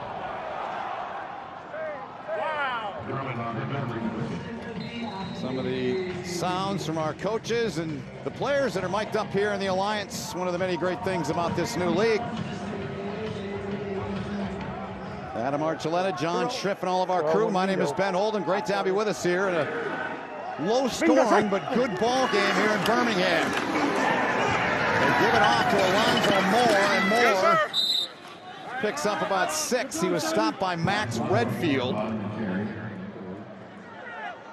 So what do you think, Arch? Too early to start burning time if you're San Antonio, or you just keep running your offense? Well, you keep running your offense. It's never too early. Hey, I guarantee you, Mike Riley would love to end up with a drive just like the one he started the game with. Yeah. Just keep the ball, 21-play drive all the way down the field. That's exactly what he's looking for right here. Farrell in the backfield. Farrell head down. They move the chains. So in the first half, Kenneth Farrell had 13 carries for 52 yards.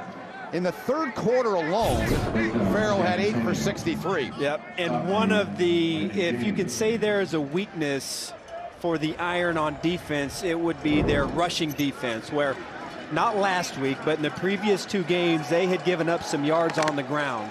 I think the patience of Mike Riley, and I think the offensive line has really done a nice job of, quite frankly, being more physical than the Iron. And you see Farrell has been able to take over and now has 122 yards in this game. Yep, he's got it again. And you also saw, as he gets back to the line of scrimmage here, you also saw Greg Ward Jr., there he is, appeared to injure his ankle on the punt. Let's look back. Buckled up right there. They just kind of a turf monster situation where... Yeah. No gain, 2nd and 10 from the 33. He's a playmaker. 2 grabs for 24 thus far. 55. Here we go. 2nd and 10. Ayers in motion. Woodside wanted to go to him, and it was tipped on the left side. Dixon got a piece of that ball. Xavier Dixon got a hand on it. 3rd and 10 coming up, Arch. Edge players, whether it's Massacoy or Taylor or Dixon, they've really done a good job of affecting the throws of Woodside here in this game. And if there's one thing that's been in the favor of the Iron, it's been the 3rd long situations. To me, that's kind of been the difference here today. Anytime it's been 3rd and long, it's gone the way of the Iron, and anytime it's been 3rd and short, it's gone the way of the Commanders. Or 3rd and no 25. short. Bingo. Flag flies. False start. False start. Offense number 78. 5-yard penalty. Still 3rd down. Okay, toy left.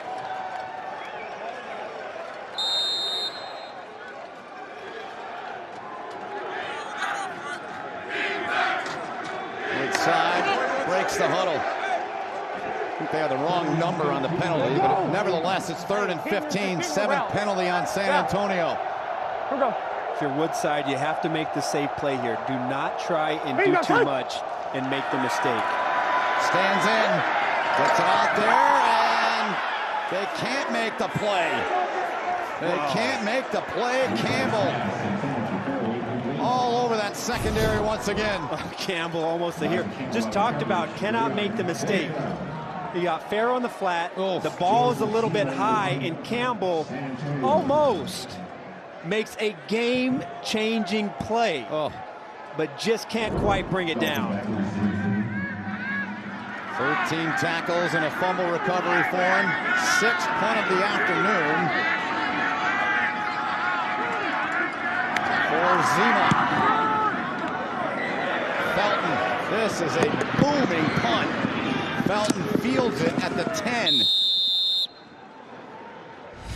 62-yard punt from Zima. 10:17 to go.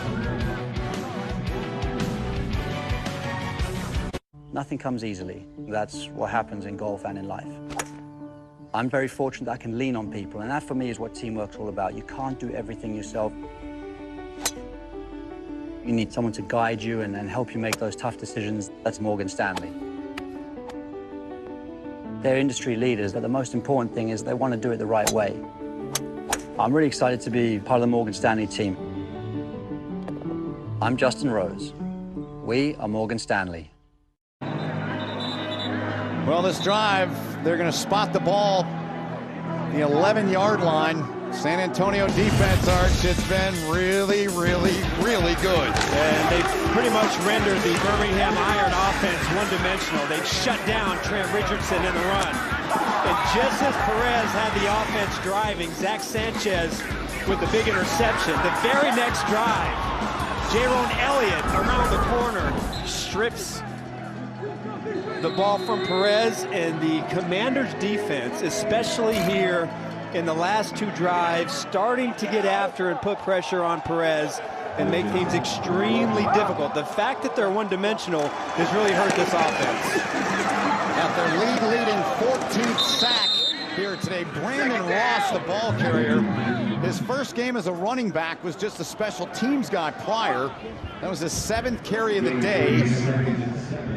And he's got 44 yards, about a 7-yard average for Brandon Ross. Yeah, much more effective than Trent Richardson.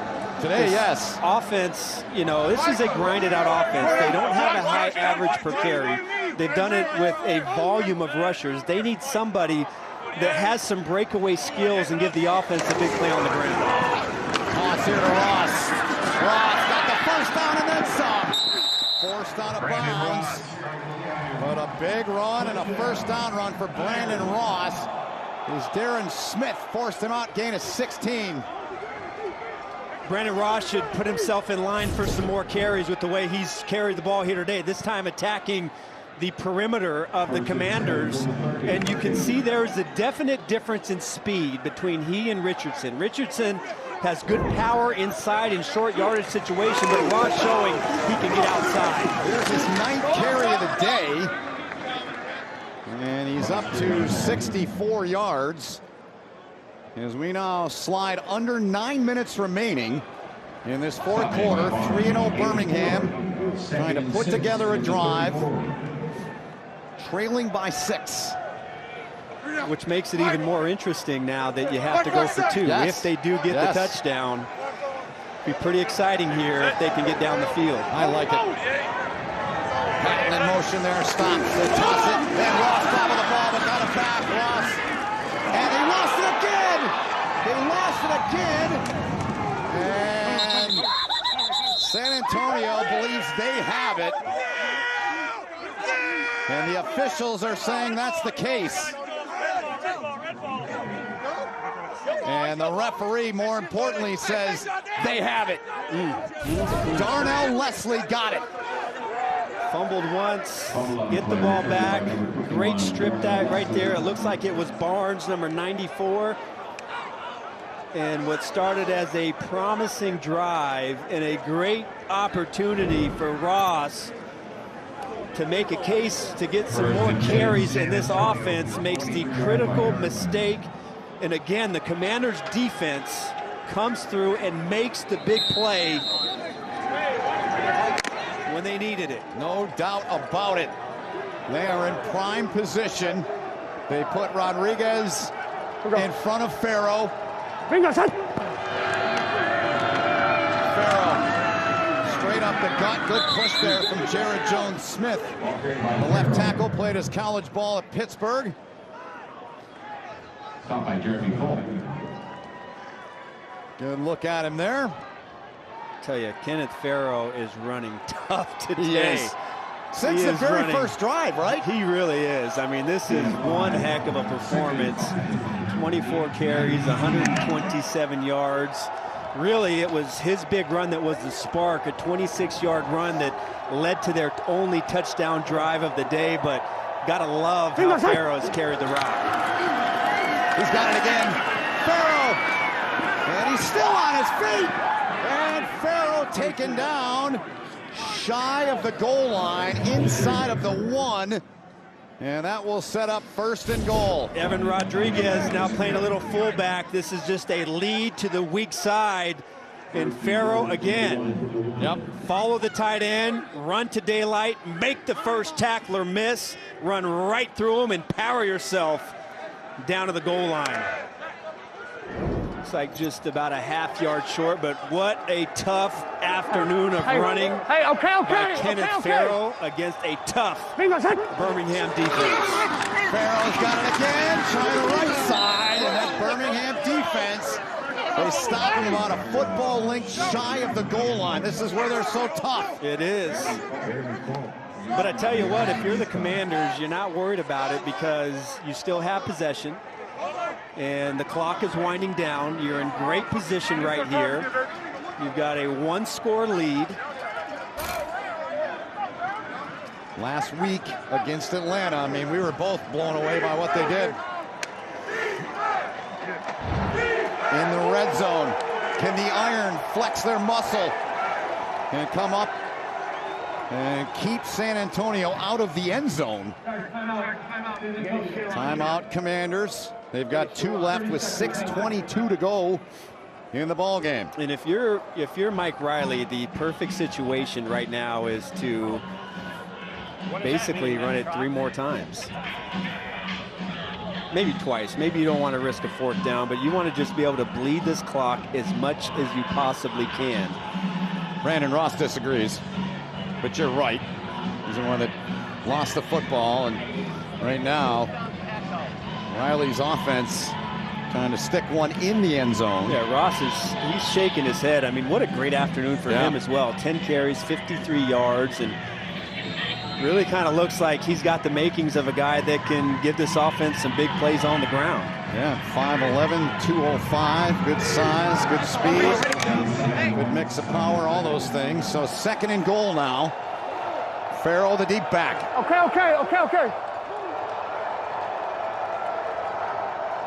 Woodside gives it off, and Birmingham again. Massaquoi. They come up with a huge stop. Falk in there as well. And it brings up 3rd and goal. Oh, great get off and great penetration inside. Wow, watch Falk, how quick he gets off the ball, how he beats the guard inside. Man, gets into the backfield. That is swarming defense, and Falk making another big play here today for his defense. He is, led the defensive line last week with 5 tackles, had 2 tackles for loss. Tim Lewis loves him, said he's a yes sir, no sir type guy. Very quiet, here we go, Woodside to the air, Woodside, the wide, no! There's a flag though, comes in from behind, and Summers was on the coverage. Oh boy. A lot of contact initially at the line of scrimmage. Summers got a great jam on Ward. Now here's the question, did the contact... Defense number 26. By rule, the ball be placed at the 1-yard line. Automatic 1st down. That's really tough to swallow if you're Birmingham. Yeah, pay attention to the press at the line of scrimmage. Summers, I mean, to me, it looks like it was hard to see exactly where his hands were right there, but it looked like to me that Summers on the goal line played that how you're supposed to play it. So at the 1, Farrell back into the game. Farrell's got it, and Farrell, he can't get in. What a job again. Beniquez Brown in there, and a host, Casey Sales, as well. So impressive. Casey really Sales is. this time is the point. There is nowhere, no movement whatsoever. Sales, a rock on the double team, stacks it up. Brown is there. Spearman is there. Defensive line is something else. Wow. But a red zone defense, but time is ticking off of that clock for Tim Lewis. Here's Farrell again, and he can't get in again. Are you kidding me? What a clinic. 3rd and goal coming up. Beniquez Brown leading the charge. So once again, it's Casey Sales, number 90. They keep running at Sales, and he is stacking it up. He is the guy at the point of attack. Number 90 right here, and there is no movement. Watch how he just attacks that gap. Nobody there, and then you've got the rest of the iron to come up and make the play. Let's go, it's 5 seconds. 6 play from the 1-yard line. Bingo, sir. Play clock winding down. They didn't get it off. Or they took the timeout. Took the timeout. Charge, timeout. San Antonio. So they've got 1 left with 4:10 to go. I mean, I don't think there's any question here, Arch. If you're San Antonio, you're putting this thing in the end zone, right? And that's what you want to do on whether 3rd or 4th and goal. No, absolutely not. If you kick the field goal and make it a 2-possession game, if you don't get a touchdown here, you don't give Birmingham the ball with only a 6-point deficit. So this is not 2-down territory, but you've really got to credit the Iron defensively for standing tough. But because of that pass interference now, you're going to work with about 2 minutes less than you would have when you get the ball back. It's the top defense here in the Alliance. Tim Lewis and his guys trying to come up with another stop. Kenneth Farrell, he'll be behind Woodside. Here we go. 2 tight ends set to the top of your screen. Woodside, Farrell trying to get there, and he doesn't! They stop him again! What a show, what a performance by this defensive front. Tim Lewis is like, yep, that's right. Boy, it really is. Watch the right side again. There's just nobody there. Wow, there's Sales again, right at the point of attack. He's the one that gets there first, and then everybody else rallying. Now, San Antonio forced to kick the field goal here in only 3 minutes and 57 seconds left in what might be a 2-score game here for the Iron. So really, in essence, it worked out for Mike Riley because they got 4 more downs and they got to bleed out more clock. And they're still, if everything goes their way here and they kick the field goal, you're still going to be up by 2 possessions. Rose will trot on. And the weekend, one of 3 kickers in the Alliance, perfect on field goals. 8 for 8 on the season. Chip shot.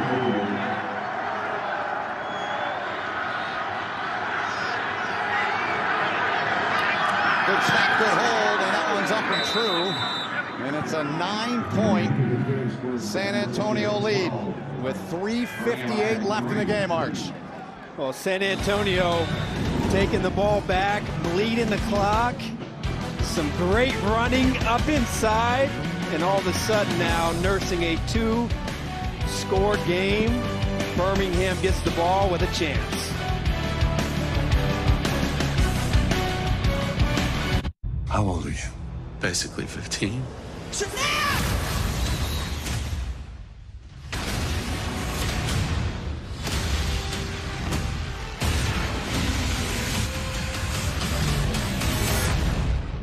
I'd like to purchase some of your finest beer, please. Shazam! A lair. Yes. If you have a location like on a cliff, Overlooking some water. then we will take that. Rated PG-13. Experience it in IMAX. So Nick Rose gives San Antonio a little breathing room, a 9-point game. And now it's time for Luis Perez in Birmingham. If they want to climb back into this thing here, they've got to have a touchdown here or points of some sort.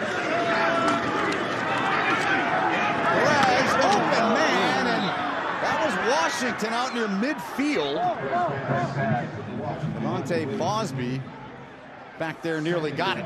Perez had him. He had the window, had the look, had the defense. Washington was open, and Perez throws the ball behind, and Washington cannot make the adjustment to come down with the catch.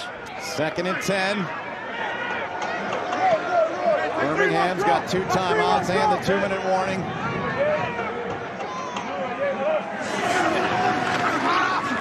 Perez takes a shot, got him in! Catch made down to the 39-yard line goes Felton. The speedster comes up with a big play. Well, great touch. They've had 2 big pass plays, and both of them have come in the middle, right between the hash marks. And again, the best 2 throws of the day from Perez over the linebacker and in between the hash mark for a much-needed big play. 34-yard pickup to Felton. Here's Perez, stands in, open man at the 25. And he finds Washington that time, gain of 16. Commanders are playing a really soft zone. They're trying to not give up the big play. So there are going to be some opportunities underneath and in the intermediate routes. So Perez has to be precise when he's hitting those windows. He's been the last 2. Surveying, nobody open. Perez going to keep it, took a shot. Down to they're going to spot him down at the 22-yard line as Arthur Miley took him down.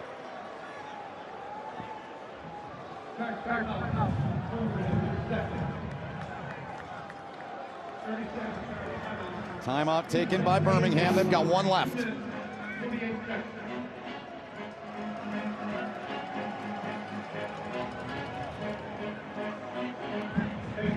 Well, it's time now as we've got an opportunity for our TurboTax game-breaking highlight, and it happened in the 3rd, Arch. It was such a big play because it looked like Birmingham was starting to get something going, and then Zach Sanchez takes advantage of Perez's mistake. And then Trey Williams, after a brilliant drive down the field led by Kenneth Farrow, running the football, Williams punches it in for a 12-yard touchdown. And that was the turning point and difference in this game. Yeah, it was. Now Birmingham, 2nd and 7 facing them. 2:48 to go, a timeout, and the 2-minute warning for the Iron left.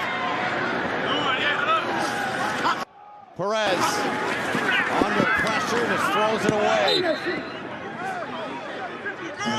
3rd down coming up. When Perez has been able to get the ball out of his hands on time, have you noticed today the passing game has worked? Yes. But when he holds it just to count, or the Commanders have forced him to get outside the pocket, that's when things have been able to break down for this offense. So the key for him and the key for this offense, get the ball out on time. That's when he's been at his best. 3 for 10 on 3rd down out of the Iron.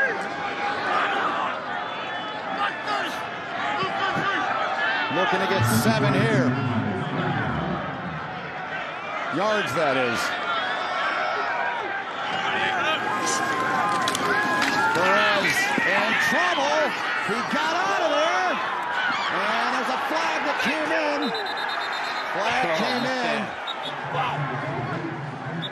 Patting the target. Looked like Duke Thomas. Pass interference. Defense number 21. Ball be placed at the spot of the foul. Automatic 1st down. See number 21. It looked like the holding happened before the reception point. Wow, good job by Perez to avoid that pressure. I thought we were going to have a situation where Tim Lewis had to decide, do they kick the field goal on 4th down and maybe go for the onside conversion or risk having to go for it on 4th and 7. Right. But because of the pass interference now, you get 1st and 10 and a new set of downs. 8 penalties on San Antonio. And Richardson was out in the flat. Miscommunication there. Perez threw it way in front of him. Jaron Elliott applied the pressure there. 2nd down coming up. But that was a kind of a heads-up play from Richardson to not go for this football. Let it be an incomplete pass. Don't get tackled. Don't let the clock run. You've got to save some time right there. And now you've got 2nd 10. It looked like, I thought San Antonio maybe got a little quick jump on that snap. But again, Perez is going to have to make a throw in a tight window against the secondary that has played maybe their best game of the season here today. They have been very good. 2.5 to go in the 4th. Ladarius Perkins in the backfield next to Perez.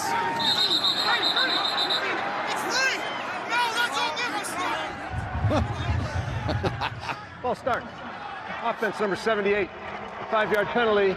Still 3rd down. Corin Curvin, the guilty one there. The false start. Backing Tim Lewis's guys up 5.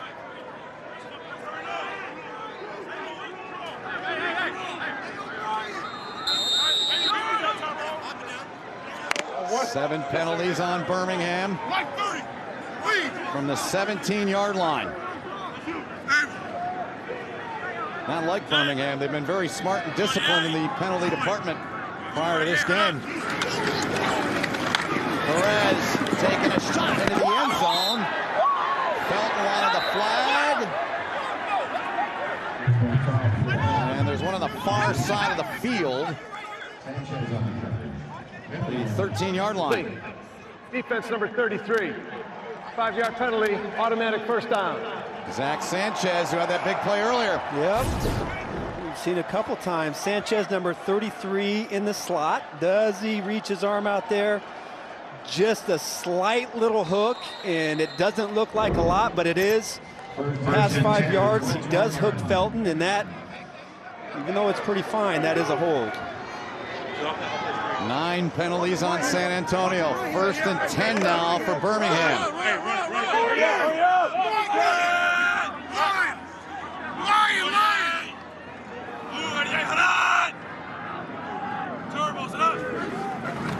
Luis Perez under pressure, flag on the play, came in from the middle of the field, back in the secondary. Pressure was applied by Dion Barnes. Luis Perez. Correction. Well, we've got a flag fest. It's a lot. This is a flag festival. Oh my goodness. Here's the verdict. Illegal use of hands. Hands to the face. Defense number 93. 5-yard penalty, automatic 1st down. Arthur Miley. Going to move it a little closer for Birmingham. They'll spot the ball at the 7-yard line against Mike Riley's crew. Riley's guys up 9. Yes. 2 and change to play, plus the 2-minute warning. 10 penalties, 75 yards on San Antonio. And San Antonio. San Antonio, their 3rd and final timeout. So they're out of timeouts, as you heard, and Birmingham, one of 2 undefeateds left in the alliance. Orlando already played one last night in Salt Lake, and they're 4-0. Birmingham trying to keep pace. They play next week here in Birmingham.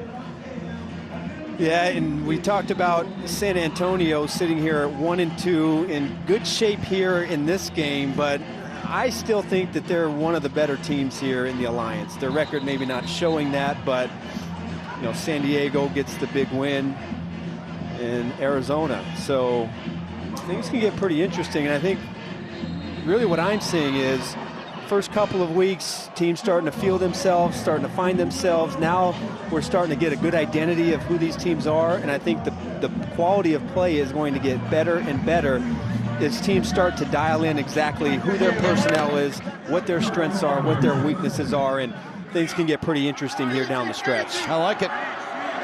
1st and goal from the 7. Perez.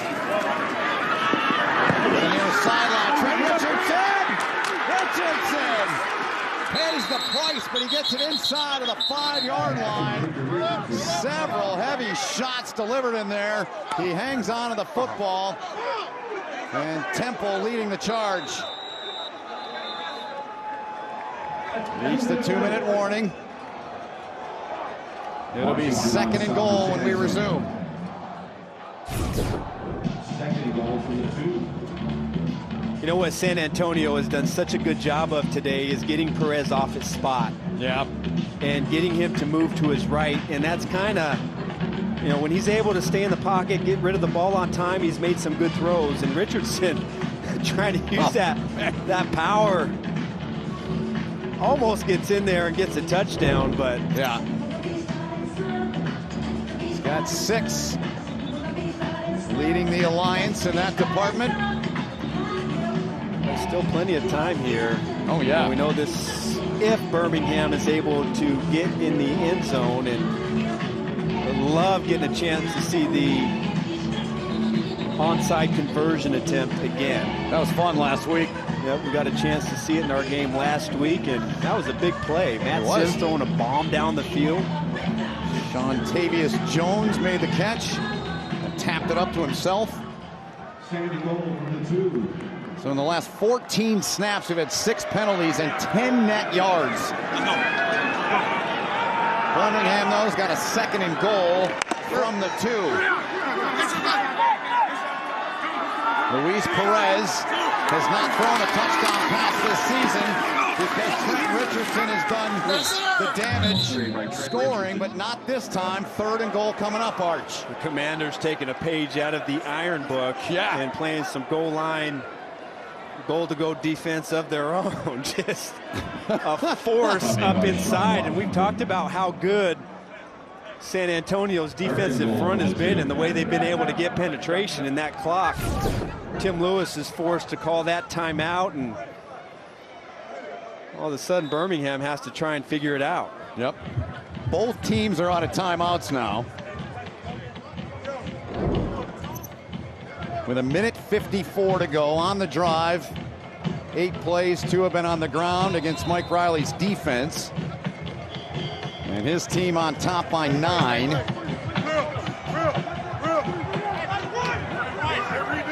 Third and goal. Richardson there, you saw him next to Luis Perez.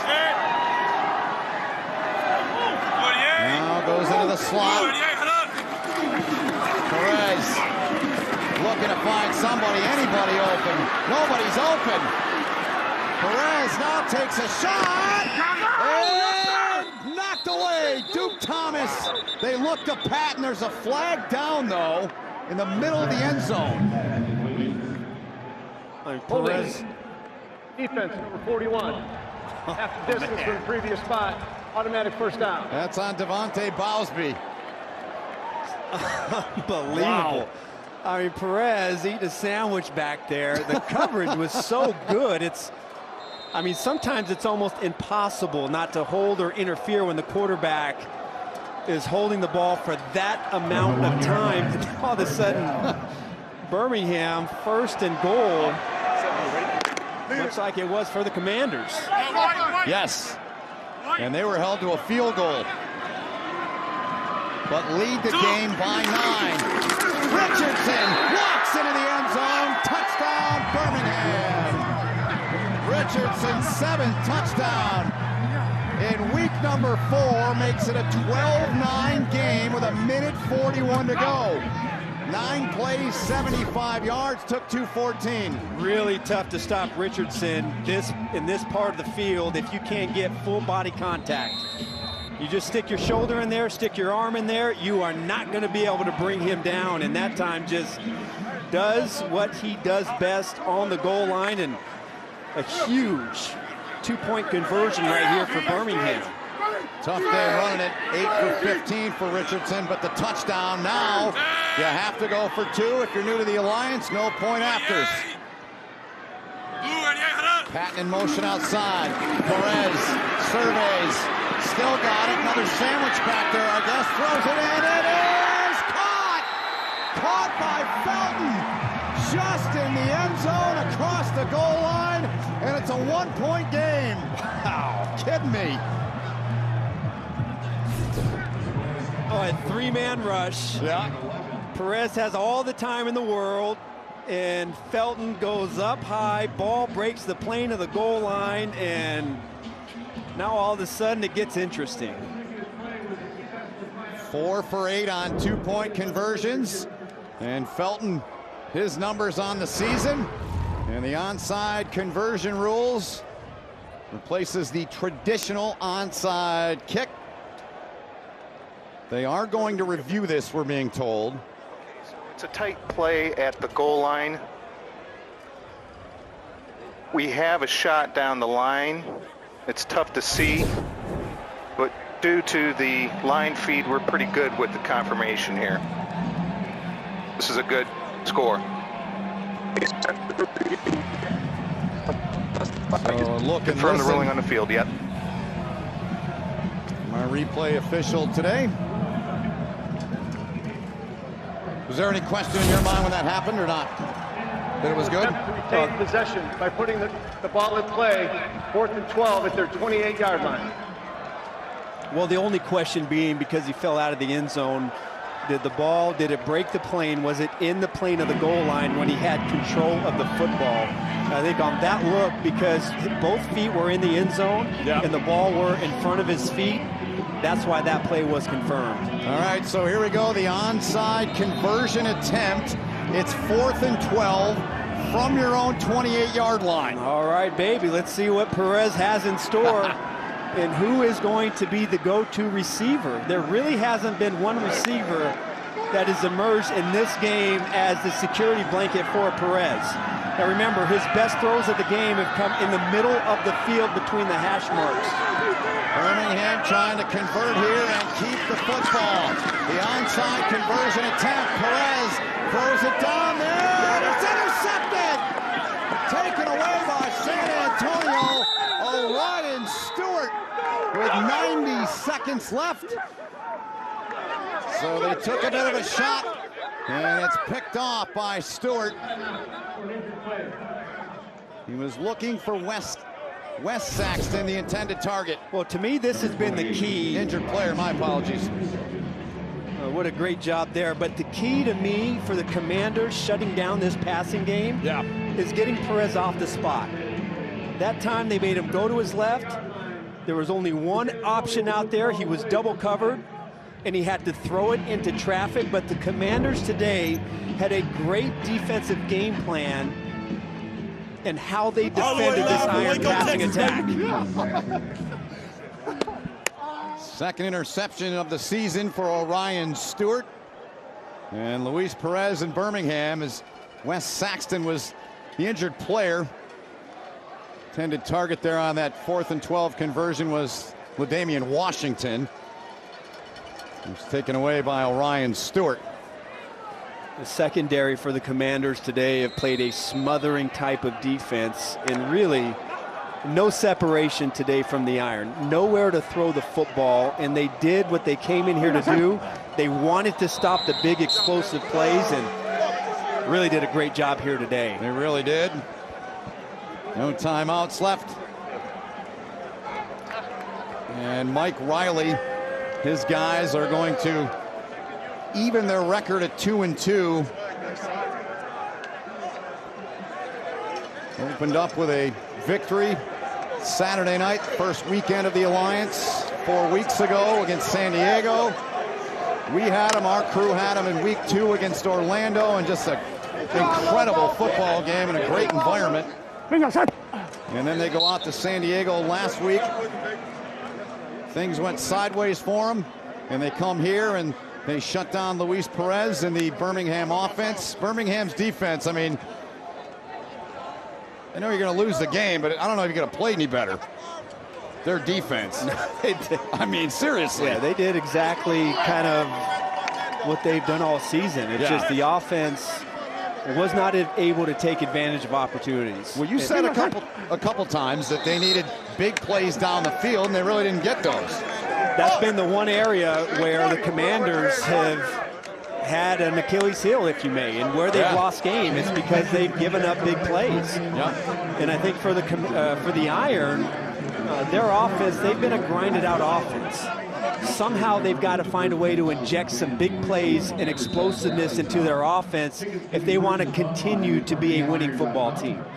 Well, San Antonio wins it by 1, 12-11. And they're 2-2, and Birmingham is now 3-1 in the East. Orlando, the only undefeated team remaining in the Alliance. Let's get down to John Schriffen standing by with Kenneth Fair, who had a monster day on the ground. Schriff. Oh, he had a monster game. Actually set the Alliance single-game rushing record, 142 yards on the ground. How did you get it done? Man, O-line, they came out from the jump, and we was able to get pushed on the front line, and we just kind of took that and rolled with it the whole game. Hats off to Birmingham, man. They played a hell of a game. Had to fight the whole 60 minutes, but O-line did a great job, and defense came through when we needed to. It was a big fight. Birmingham is huge up front. They are tough. You couldn't get in the end zone on that one drive there. How did you get any kind of a push against that front? Man, it was hard, man. Like I said, the whole game, it was kind of find a hole, get it, and if it wasn't there, just kind of get what you can. So, like I said, hats off to them, and our O-line played a hell of a game today. We knew you guys were better than what your record indicated. You played that tough game against Orlando. When you get a win like this, what does this do for your season? It's good. It's just a refocus. You know, we came into this game definitely humbled after leaving San Diego, and we knew that we had to get back to the basics. And so to come out here and get a win against a team like this is what we needed to do for us. It was impressive. Congratulations. Thank you. Thank you. It was impressive. 142-yard rush game, had 138 in 3 games coming in. For Adam Archuleta, John Tripp, and all of our crew, Carlo Generini, our producer, Matt Plundo, our director, Mike Pittman, our associate director. My name is Ben Holden. Hope you enjoyed it. It's been a presentation of CBS Sports Network, the 24-hour home of CBS Sports. After a short break, stay tuned for the Lucas Oil Pro Pulling League. We say so long from Birmingham, Alabama, and thanks so much for watching The Alliance.